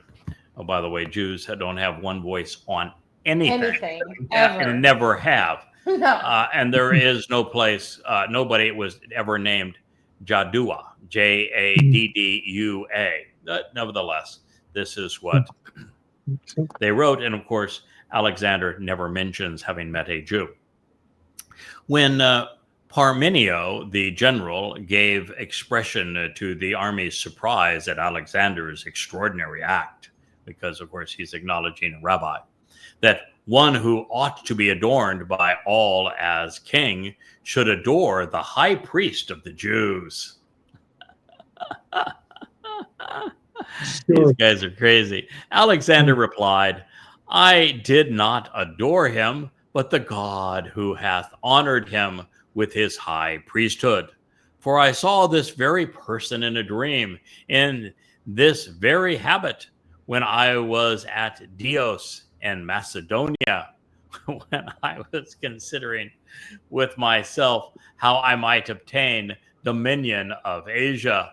And he exhorted me to make no delay, but boldly to pass over the sea, promising that he would conduct my army and would give me the dominion over the Persians.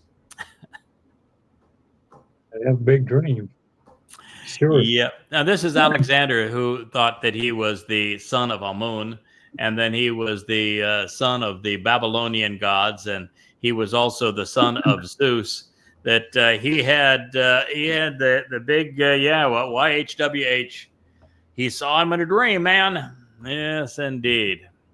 Alexander gave the high priest his right hand and went into the temple and offered sacrifices to God according to the high priest's directions, treating the whole priesthood magnificently.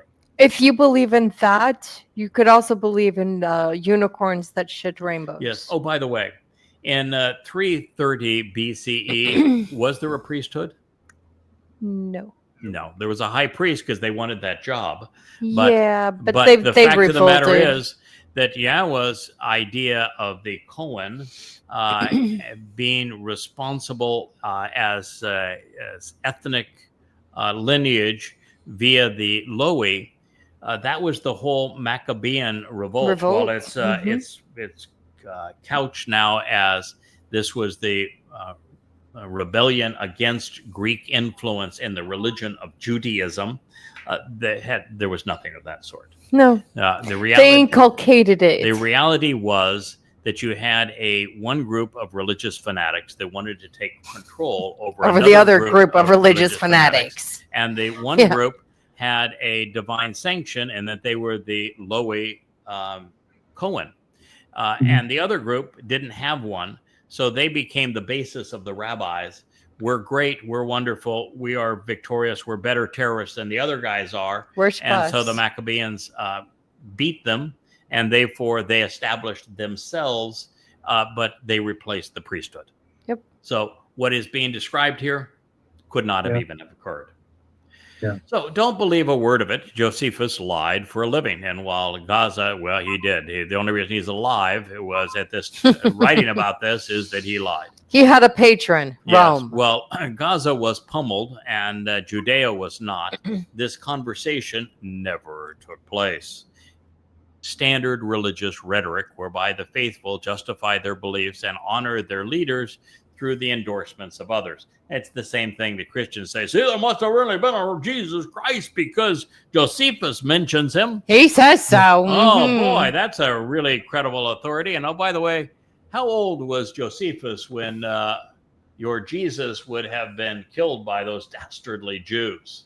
0. How old he was? His father's eye. He wouldn't even be born for another 4 years.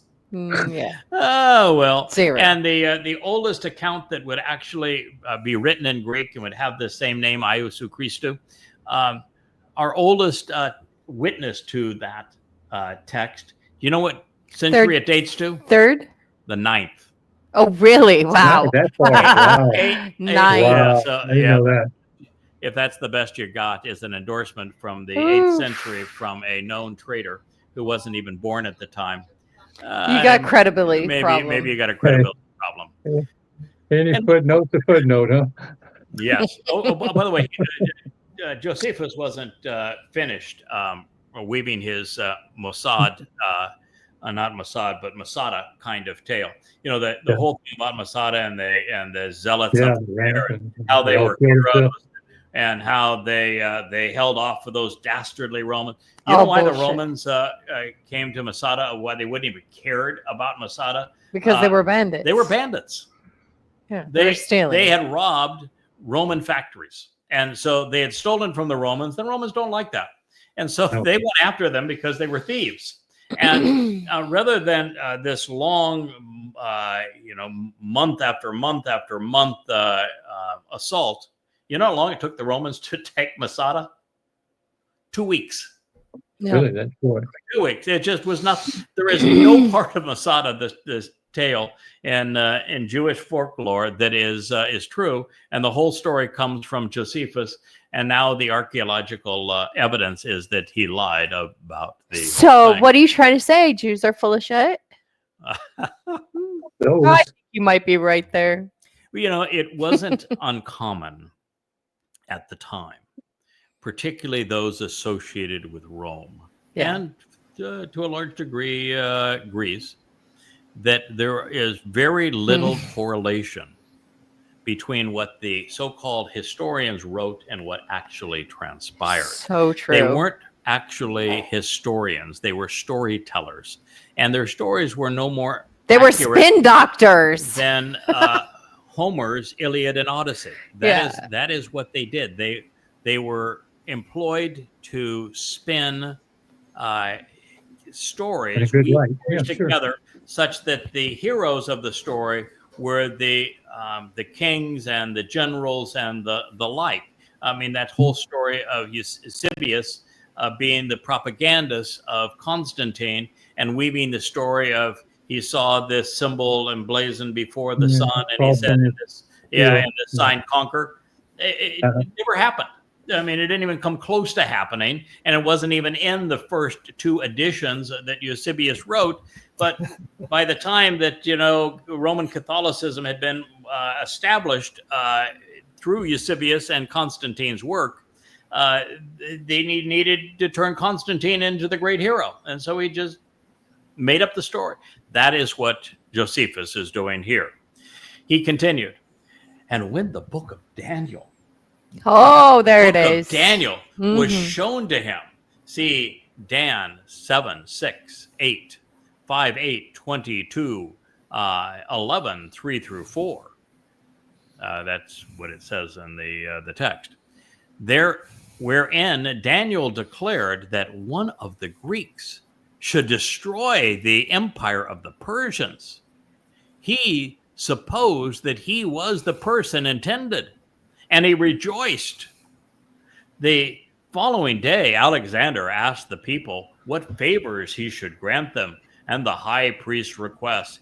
He accorded them the right to live in full employment of the laws of their forefathers. Such nonsense. 11, 8 pages. 6. More Hebrew campfire stories, kids. Oh, liars lie. That's what liars do. Yep. Confabulations.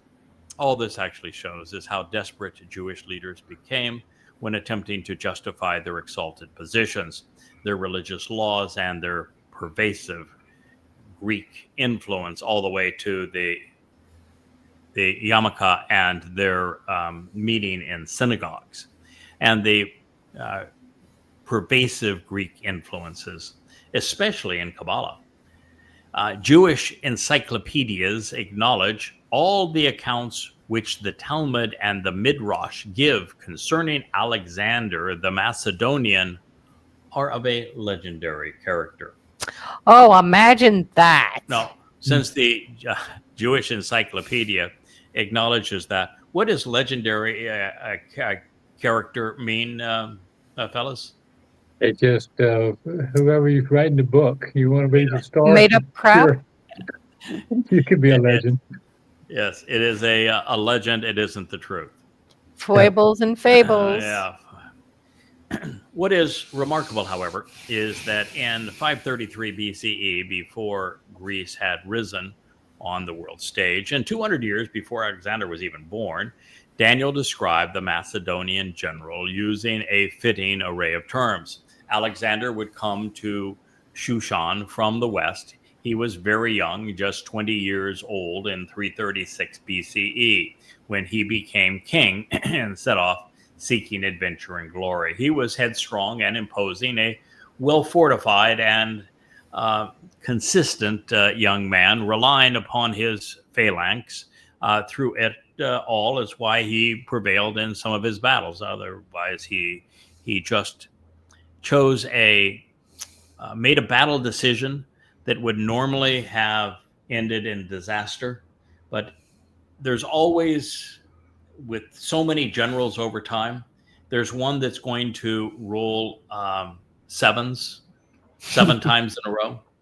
And no matter how bad the decision was, that person's going to prevail. That's the story of Alexander. He made Absolutely horrible decisions that all consistently turned out well. And it may be just because his adversary wasn't very skilled. You know, the kings don't typically make great generals, and his adversary was a king. Alexander did something that was sort of underhanded. He lured Darius away from his supply caravan, and he stole it. And he got two things. One is all the money to pay the troops. Now, if you can't pay your troops, you're in trouble. Oh, yeah. And so he got all the money to pay Darius's troops, and he also stole Darius's wife and his Darius's daughters. And that caused Darius to want to sue for peace over and over again, but Alexander would have nothing to do with it. So at this moment, Alexander was obsessed with Darius III, the king of Persia. This is now Daniel 8:6. When he came up to the ram, possessing the two horns, which I had seen standing before the presence of the waterway, he chased after him with a vengeance and in hot pursuit, while demonstrating a resourceful cunning and talent. Well, this depicts the goat chasing after the ram, revealing that the Macedonian would be the aggressor pursuing the Persian in battle, which is exactly what happened. Alexander would come after Darius with a vengeance, staying in hot pursuit. And yet, all the while, it was obvious that the young Macedonian was more talented and resourceful, having never lost a battle. But also, keep in mind, the Persians were resolutely pagan. While Darius and his priests promoted a wide array of false gods, they were principally devoted to the mythology of Baal, the Lord. For a considerable time, the Persians had menaced the Greeks, and they were very good at it, taking the battle to them, beating them badly and consistently. They would fight in the middle of the Greek peninsula, and so there was some lingering animosity here. They were not friends. No. And while I witnessed him approaching and making contact with the ram, he was embittered and obsessed with him. Therefore, he lashed out at the ram, breaking both of his horns. And with the ram, there was insufficient capability, power, and resources to withstand his presence. So he was overthrown and humbled as he brought him down to earth. He was trampled and tread upon by him as the aggressor. So there was no way to spare or rescue the ram from his influence and ability. Daniel 8:7. Well, King Darius III of Persia fought Alexander and his Hellenic League at the location of his choosing, a wide open plain near the ancient Ninotha, which we would pronounce Nineveh, not far from Mosul in today's northern Iraq, much closer to his supply lines than Alexander's by a long shot. Darius, who led the much larger force, was fighting close to home and actually prepared the battleground. He actually flattened the terrain to give his war chariots the optimum operating conditions. While we will consider the prelude to this battle in a moment, suffice it to say for now that Alexander had spent the previous year transitioning from warrior to savage, losing all sense of civility while besieging Tyre and Gaza. Then in Egypt, he positioned himself as the master of the universe and the living incarnation of Amun. Yep. He's a charming fellow. Darius, on the other hand, just wanted to be left alone. He offered Alexander his kingdom and his treasure to return his kidnapped family and to stop pursuing him. Replying to one of the king's offers, the Macedonian wrote, "From King Alexander to Darius, if you wish to dispute your throne, stand up and fight for it, and do not run away. Wherever you hide, I will find you." Obsessed much? Wow, obsessed much. Alexander was, well, what I wrote, obsessed much. Yeah. He marched into the heart of the Persian Empire, I should say, crossing the Euphrates and the Tigris rivers without opposition, all the while having given peace a chance. Darius was now building an army of over 50,000 warriors, with some claiming twice that many soldiers. It is said that half of his troops were on horseback. By comparison, there were 40,000 Greek infantry and 7,000 Greek cavalry. However, be cautioned, as we have discovered with the Roman propensity to alter the Christian New Testament to serve their agenda, the mythical appeal to revise history was inbred. So, to project Alexander as a god among men, some ancient Greek historians would have us believe that the Persian army numbered into the hundreds of thousands, outnumbering his foe by a little or a lot. On his home turf and on a battlefield he had prepared to his advantage, Darius offered to cede the western half of the Persian Empire without a fight. And yet, Alexander declined. Parmenion, one of Alexander's generals, said that if he were Alexander, he would have accepted the generous offer. To which Alexander, demonstrating his enormous ego, replied, "I would too, if I were Parmenion." That. Just a little egotistical, that guy. Oh, what a jerk. That evening, it's a funny line though. That evening, Parmenion encouraged Alexander to launch a surprise attack under the cover of darkness in order to negate the enemy's advantage. Alexander declined, expecting Darius to keep his army up all night in anticipation of that very thing. Alexander was so nonplussed by the impending engagement, he overslept the next morning, only to be awakened by his generals, who yanked his chain and claimed that the battle had already been won. And while that would occur, luck, strategy, equipment, and training would all be brought to bear. The fact is that Darius's troops were inexperienced, they were poorly trained, they were inadequately equipped. By comparison, Alexander's infantry fought in a phalanx, and they had heavy shields and 10-foot spears, while the spears of the Persian immortals, what a great term, the Persian immortals were 3 feet shorter, which didn't make them immortal. And their shields were designed for protecting royals from civilians and not soldiers from warriors. Alexander's troops had followed him through Macedon, through Corinth, through Thrace, through Thessalonica, and then Tyre and through Gaza. and they were battle tested. By comparison, Darius's deployed inferior Scythian chariots, which is why he removed every shrub from the battlefield. He also deployed the ancient world's version of a tank. Yep, with 15 Indian elephants. Both sides arranged their armies in traditional fashion. The battle commenced with the Macedonian infantry in a phalanx formation, marching into the center of the Persian line. Alexander's flanks were extended like wings, tilted back at 45-degree angles. Darius responded by attacking his enemy's left flank, which was under the command of the aforementioned Parmenion. But rather than reinforcing his general, Alexander moved in the opposite direction and left him just hanging out there toward his right flank, hoping to open up a gap in Darius's line as his infantry pursued him.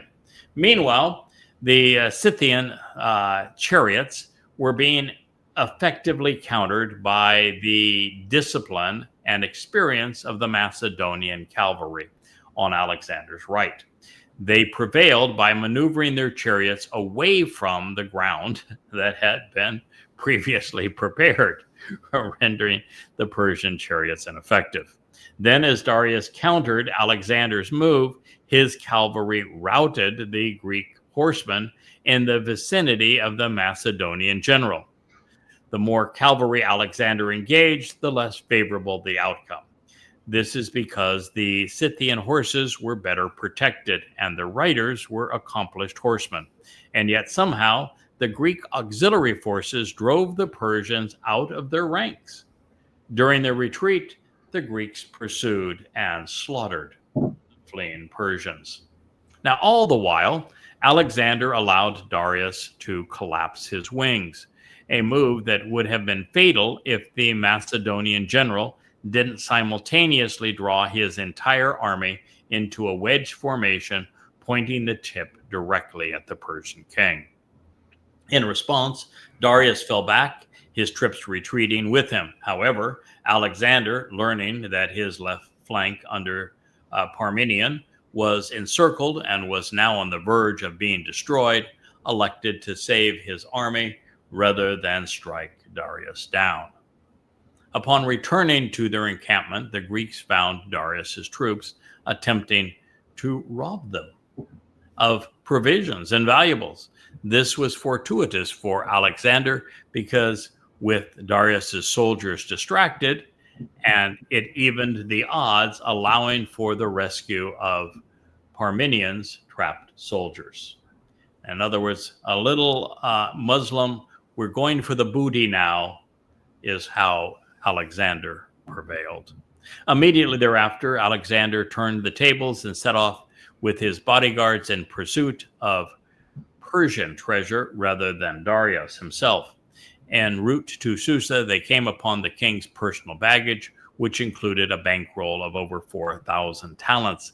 Since a talent represents 26 kilograms of silver, each was worth approximately $25,000, valuing the captured treasury at $100 million. That was inconsequential to what later would be found, and therefore controlled. All of Persia and Babylon were now for the taking.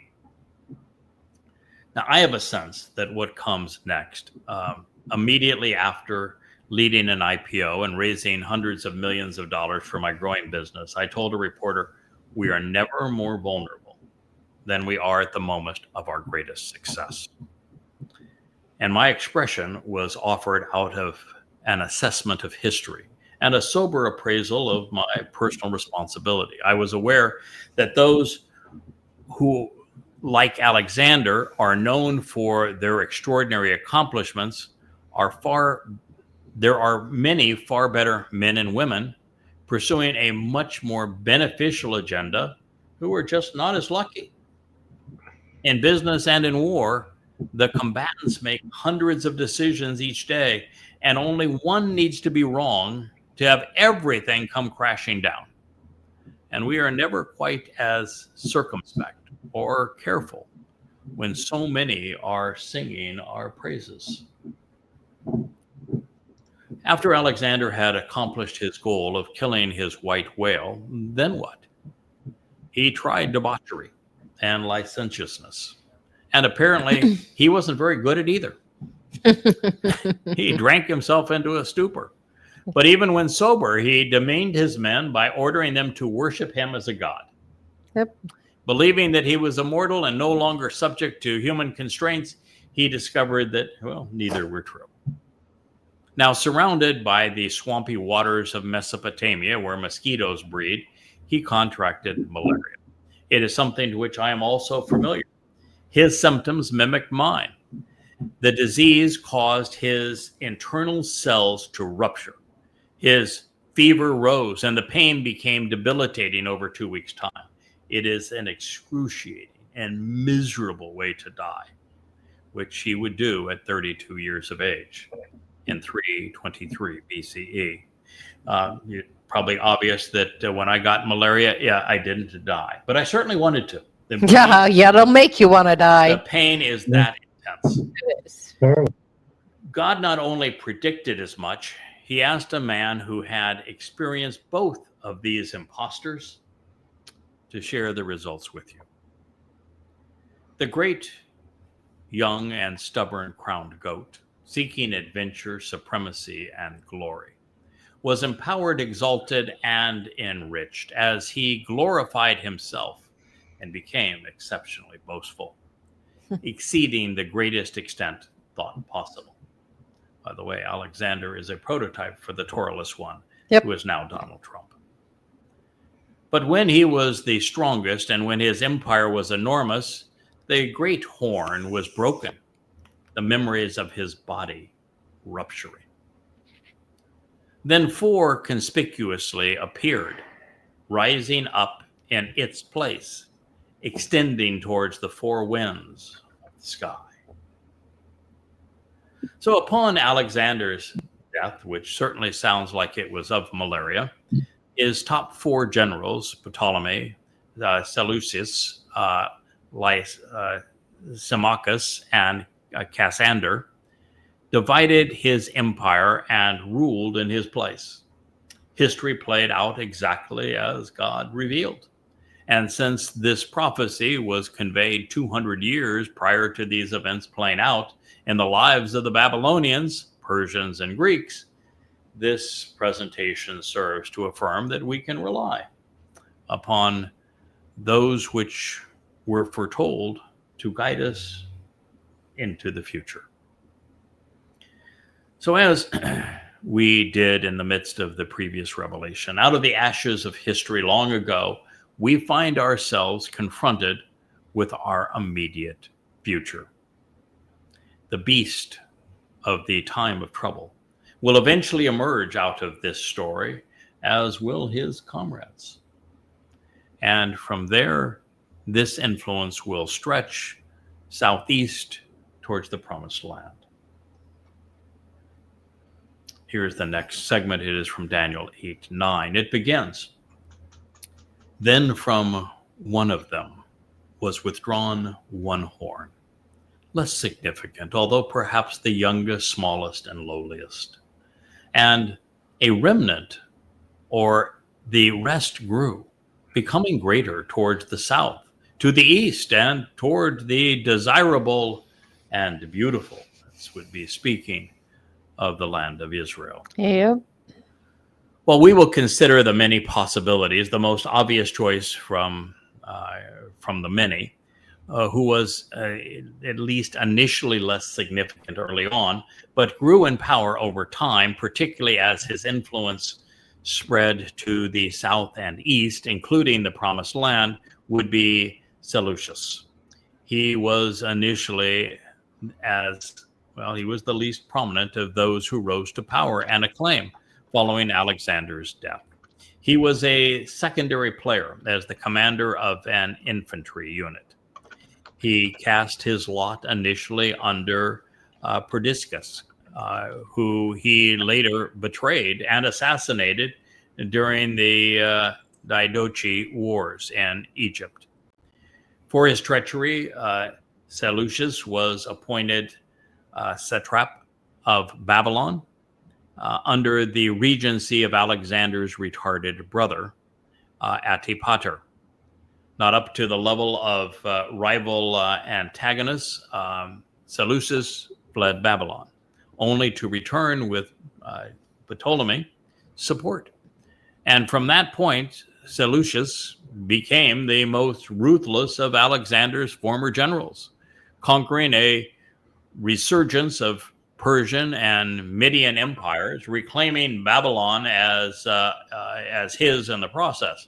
And as a result, the Seleucid Empire and dynasty ruled over everything from Asia Minor in today's Turkey through Syria, and of course into Judea and east to Mesopotamia and today's Iraq and Iran. The Seleucid Empire was huge. Yes. Mhm. Now, beyond the obvious choice, this situation is complicated because Alexander had no plans to die and did not discuss succession. Disagreements ensued between generals, and that put the empire into crisis. The main factions included Meleager, who supported Alexander's half-brother, Aridaeus, who, as I have mentioned, was mentally retarded, and Perdiccas, the leading cavalry commander who strategically championed Alexander's yet unborn son. A compromise ensued when the mentally incapacitated Aridaeus became co-regent under the name Philip III, alongside Alexander's infant, literally infant son. Since that was absurd, Perdiccas designated himself as the co-regent of the empire, and to keep pace in the army, Meleager became his second in command. However, Perdiccas had Meleager and the other general leaders who had opposed him initially murdered. Thereafter, the generals supporting Perdiccas were made satraps of the empire. This included Ptolemy, of course. He became the first Greek pharaoh of Egypt, which at times included Judea. Laomedon received and lost Syria, which included Phoenicia. Ptolos was the assigned the area of Cilicia. Pithon was afforded Media. Antigonus was given Phrygia, along with Lycia and Pamphylia. But he wanted more, of course. Sander received Caria. Also in the mix, Meander became the king of Lydia. There was sections given of Thrace and Leonatus, and he would rule over the Hellespont of Pharia. The Neoptolemus, as a general, was assigned Armenia. Macedonia and the rest of Greece became Antipater's prize. Taxilus and Porus shared portions of India, which didn't penetrate very far into the subcontinent. Alexander's father-in-law, Orestes, received Gardara. Sybaritus was given Arcosia, while Philip ruled Bactria. And on it goes in terms of dividing all of this conquered land into fiefdoms and kingdoms. While this is a word salad of names, it was nothing new, and wars evolved from it because no one was happy with what they had received and wanted everybody else's share. So eventually, Antipater's army, under the command of Craterus, entered Asia Minor, and adding to the intrigue, Ptolemy stole Alexander's body on the way back to Macedonia, and then joined the coalition.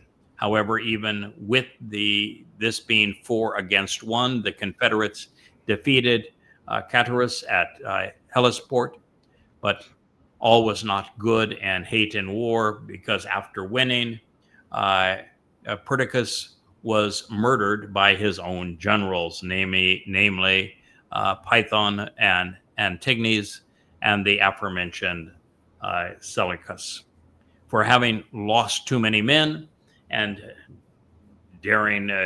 actually he lost them during a contested crossing of the Nile when invading Egypt. And the troops decided that we don't like you very much anymore. Ptolemy was therefore rewarded Perdiccas and his murderers because, well, Ptolemy wanted more land to control too and didn't like Perdiccas much either. And he did so by making Python and Esus the co-regents, and later giving Seleucus Babylon, even though he would have to fight for it and to control it. Thereafter, a new agreement was forged with Antipater called this treaty, whereupon Antipater was made regent of the empire and moved to Macedon. And it just was this whole series of generals killing generals as kings sought to have larger kingdoms. And all of this was being set up for Roman control, as the Eastius Empire would capture what Alexander had fought to control. And thereafter, we find that Yahweh's world would be tread upon by Paul, Vespasian, Titus, Akiba, and Hadrian, and then Constantine, Theodosius, and Muhammad, all pointing to the arrival of the likes of Stalin and Hitler's to come, just one miserable individual after another, until we finally end up with one named Trump. So before we move on, I'd like to share a little more about Alexander, since he was he's a prototypical despot. Growing up, he never knew the loving embrace of a mother or a father. At an early age, the young boy was raised by Laniki and Leonidas, both strict disciplinarians. He was schooled in war by one of Philip's generals. At 13, Alexander was tutored by Aristotle, a relationship which continued into the age of 16. His boarding school was the Temple of Nymphs. His only reason Aristotle consented to such duty was because Philip agreed to rebuild the philosopher's hometown, which the king had razed previously, while also freeing those that the king had enslaved. So he's not doing this out of the kindness of his heart. Classmates at the time included Ptolemy and Cassander, Alexander's future generals. And while the young student loved Homer's Odyssey, he carried the Iliad with him throughout his conquests, as if he were reliving it. At 16, Alexander's formal education was concluded. His father was at war with Thrace, and he left his son in charge of Macedon as his regent. During Philip's absence, the heir apparent had the opportunity to prove his mettle. When the Thracians revolted, he successfully exiled them, colonializing their territory with the Greeks while founding the first of 7 cities named Alexandria. Thereafter, Philip sent the teenage Alexander off with his troops to quell revolts in southern Thrace, which was due to east of Macedon and thus north of the Bosphorus Straits toward the Black Sea. While initially successful, he was quickly recalled by Philip to subdue a farming community 30 miles west of Athens, and the Greeks there had the audacity to cultivate Apollo's sacred land near Delphi, and thus had to be punished for that. And while in pursuit, Alexander was met by an invasion into Macedonia, which he repulsed. We have a flashing light, Rich, if you could take care of this one here. In 338 BCE, Alexander was just 18. He joined his father on a march through Thermopylae, where they suppressed the Theban resistance. However, while en route to Athens, the Athenians voted to league with Thebes against Macedon. The battle for control of the Peloponnese commenced just 2 days later after a march from Athens, and Philip prevailed by feigning retreat, thereby breaking the Athenian lines as they rushed into the fray. In the ensuing chaos, the Athenians were routed, making the isolated Thebans easy prey. So every Greek city-state except Sparta thereby capitulated, acknowledging Philip as their king. And rather than fighting, Sparta negotiated a Hellenistic alliance in Corinth, whereby they agreed to name Philip hegemon. That's a term that we still use today, talking about nations. Hegemon. Yeah, hegemon, trying to impose their supremacy. And the stated purpose of the League of Corinth was to attack the Persian Empire. Their sights were set, but there were some glitches on the way to war. Back in Pella, Philip married Cleopatra. A child was of this. She was a child of the niece of General Attalus. Since she was a purebred noblewoman, even as Philip's seventh wife, her children's claim to the throne would supersede Alexander's. The historian Plutarch describes the sordid affair. At the wedding of Cleopatra, whom Philip fell in love with and married, she being much too young for him, her uncle Attalus in his drink desired that Macedonians should implore the gods to give them a lawful successor to the kingdom by his niece. This so inbred, irritated, and inflamed Alexander that following one of the cups, he threw one of the cups at the head of his oppressor and said, "You villain, what am I then? Nothing but a bastard." Alexander did not take this well. Then Philip, taking Attalus' part, new father-in-law, rose up and he would have run his son through, almost killed Alexander in his rage. But the wine or drink made his foot slip so that he fell down on the floor, at which Alexander reproachfully insulted his father standing over him. "See there," he said, "the man who makes preparations to pass out of Europe into Asia, overturning and passing from one seat to another. There you lie on the floor." So not as courageous as he is made out to be, the goat fled Macedon with his mother, dropping her off in Dodona, the capital of the Molossians. The kingdom along the Aegean Sea in northern Greece is mostly noted for its misfortune. A century and a half from this date, the vengeful Romans would enslave 150,000 Molossians in the process of annexing their land. But on this day, Alexander continued north to Ilythria, which wasn't the brightest move since he had fought against them the previous year. Ilythria was also Hellenistic, which made them unreliable, and therefore likely to be allied with fellow Greeks, as they were antagonistic towards their fellow Greeks. So at the time, this kingdom bordered the Adriatic Sea in the Balkans, stretching from present-day Albania to Croatia and including Montenegro, Bosnia, and Herzegovina. So without intervening conflict or conquest, the goat in Daniel's prophecy was now aged 20.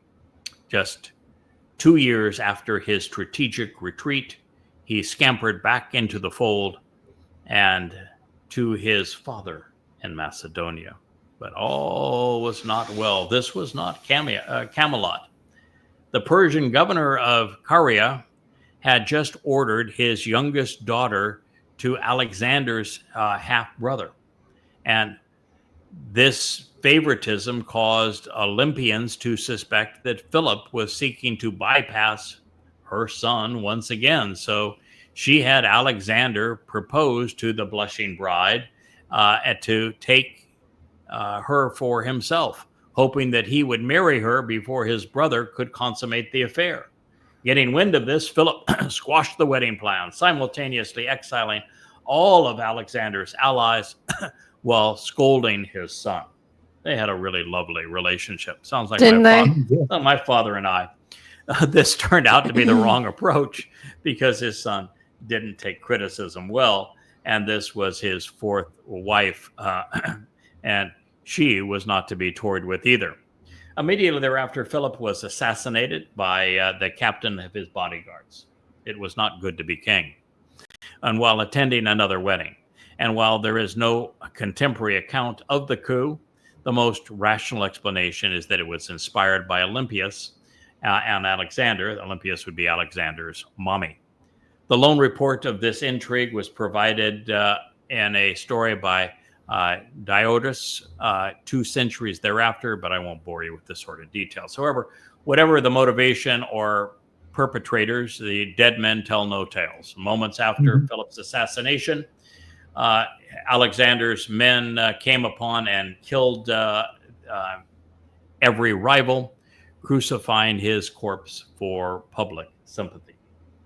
So Alexander was proclaimed king by the aristocracy and the army.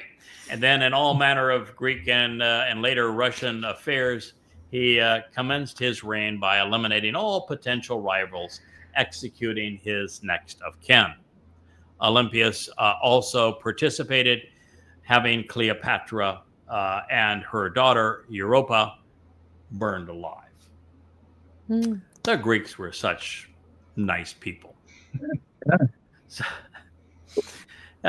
this story goes on. We have passed our 2-hour mark of the family hour. Wookiee is absolutely out for the count. I think maybe this is a good place for us to stop, and we'll pick up the story of Alexander later.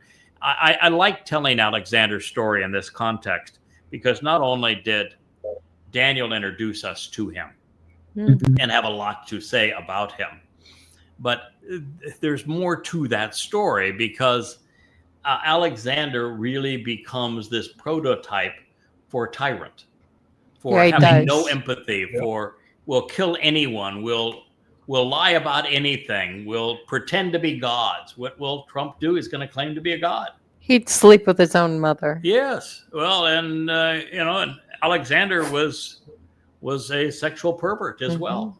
So it's just this is what you get. It's the psychopath playbook. Yeah, the best of men and women do not rise to the top. Nope. It's the worst. And it's just an interesting story. And one of the reasons also I like telling this story is that Alexander is always viewed as Alexander the Great. Yeah, and so great. More like Alexander the Annihilator. He was. I skipped over the stories of Tyre, but he was disgusting. He besieged them for no other reason than vengeance, and then he either killed or enslaved everybody. Yep. And there was no reason to even go there. Yes, Kirk.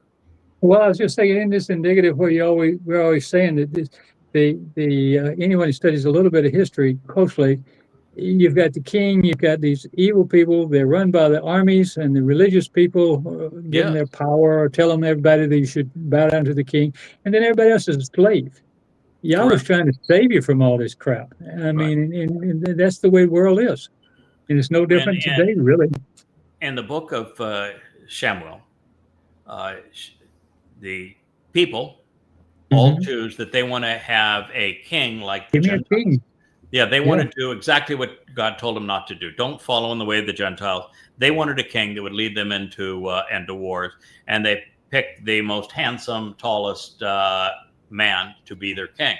And poor Samuel comes to Yahweh and he says, I have failed you. They have chosen a king rather than listening to me. And Yahweh says, no, they didn't reject you, Samuel. They rejected me. And then Yahweh says, they can have what they want, free will and all. But I want you to tell them the following things. And then he lists 12 things that are going to happen with a human government. Yep. And it was this very notion that the way a human government is going to work is this individual is going to bribe a group of people around him. And then that group of people is going to work as a cadre of supporters that keep everybody else impoverished. And then he's going to take your sons and he's going to take your crops and your possessions and he's going to use them to go to war. And he's going to kill a great number of people, but the tools he is going to use are going to be the lives and the blood of your sons. Mm-hmm. And so God explains exactly how this is going to transpire. And it is the story of Alexander. Yes. It's the story of even King Saul. And King Saul, of course, becomes the prototype for Paul, Shaul Paul of the Christian New Testament, both demon-possessed, both of which sought to write their words over on top of the Torah. And so this is God saying, you don't want to do this. This is a very bad idea. And Alexander is perfect in it. And it's when, you have the MAGAs, they're waving their Christian crosses and they're presenting Trump as their Messiah and showing him in all of these great poses. And he is obviously demon possessed. He's obviously a confabulator. He is obviously an egomaniac. Mm-hmm. And he is so destructive to everything, and they can't see it. Nope. One of the things that was interesting, and we'll leave it at this, that if you study the history of civilization, one thing you learn is that all civilizations were ruthless to their neighbors. They attacked them, they stole them, they robbed them, they enslaved them. The second is that there isn't any civilization that we're aware of that didn't have a caste system. No. Right. And with that caste system, there's only one person that had freedom. Mm-hmm.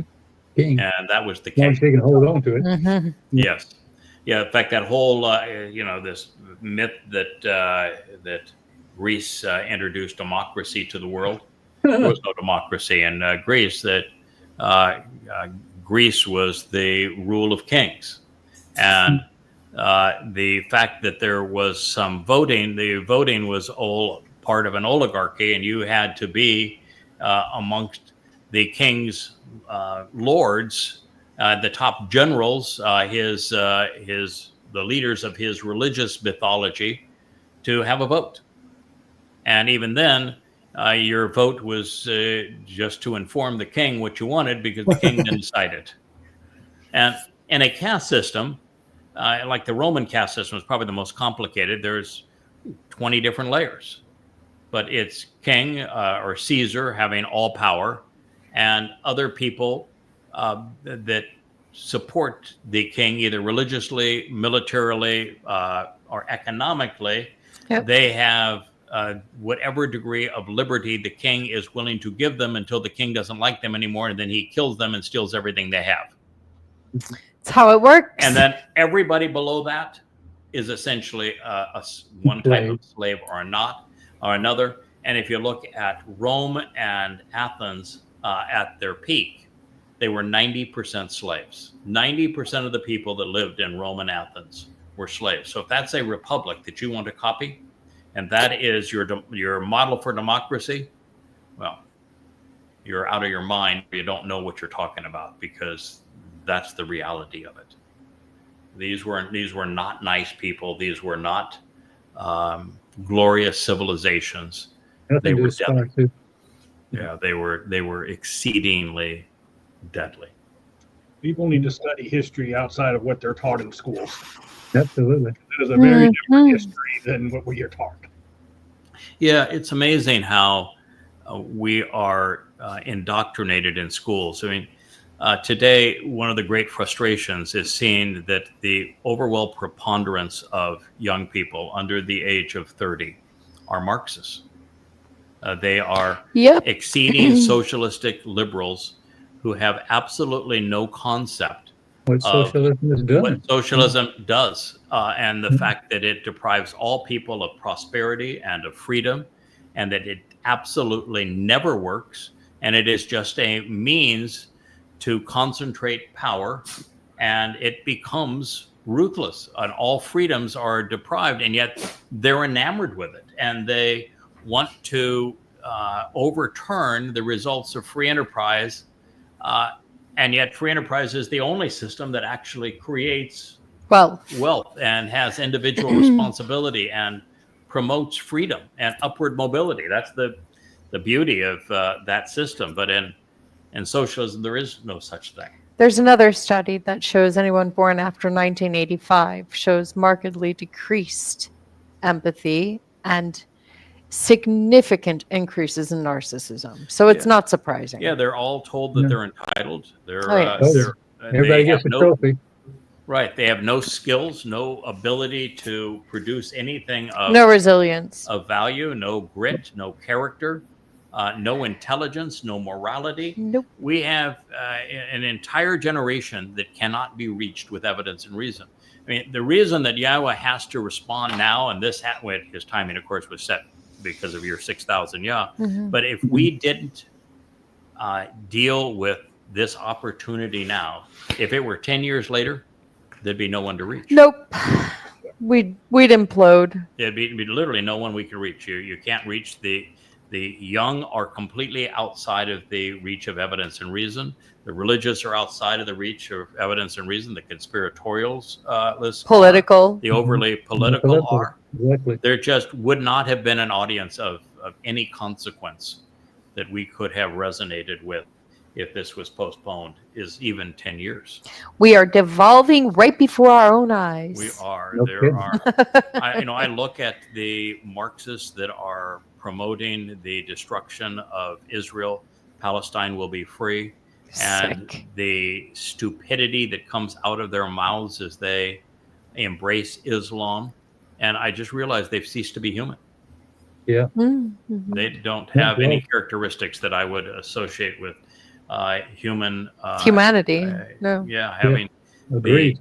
the morality or the conscience of a human. You consider pets. I mean, our dogs are more moral. Yeah, absolutely. And a hell of a lot nicer.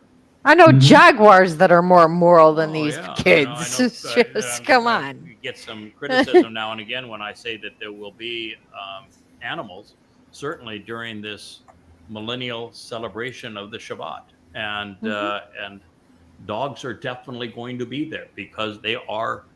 Wookie's counting on it. Yeah, absolutely. That little punk, he's counting on it. and if you realize that today they seem to be smarter, nicer, and more moral than most people. Yeah, loyal, Yeah. faithful, good guys and girls. Trust my dog's judgment over most people's. Yes. Yeah, I would too. I mean, one of the reasons we moved to this island is to get away from it all because it was so oppressive. And you need to be away from it to do this job. I think, Rich, you found yourself in a much saner environment. We can just focus on doing this job. Still a lot of work. Yeah, lots. Nicely done on the orchestration of the show. Show us your handsome mug there, Rich, as we say goodbye to one and all. There he is. Yeah, it's time to say goodnight, sweetheart. Yep. So we appreciate all of everyone's contributions. We'll continue with this same theme on our next program. We will get eventually to that whole story of Numbers 13, 14, and 15, because I don't think it's ever been told correctly. And yes, we have let quite a teaser out, but I can tell you that Yahowah's vocabulary and his presentation of it, particularly as he explains the role of the bull, the ram, and the goat going forward, and what he's going to achieve from them, it is pure poetry. God told us everything we need to know. And it was in a place that I would have least thought to find it. Yeah. May I just say, See, even may I just bulls say can before you learn. close, I Yes. just am so thankful I know all you guys. I appreciate you Yeah. every day. What a wonderful time to be living in a wonderful place and to have this opportunity to serve Yahweh and to learn from him and to share what we learn. We couldn't be in a better place or time. That is true. So thank you all. Have a wonderful Shabbat. Look forward to speaking with one and all tomorrow. Good night. Shabbat Bye, shalom. shalom.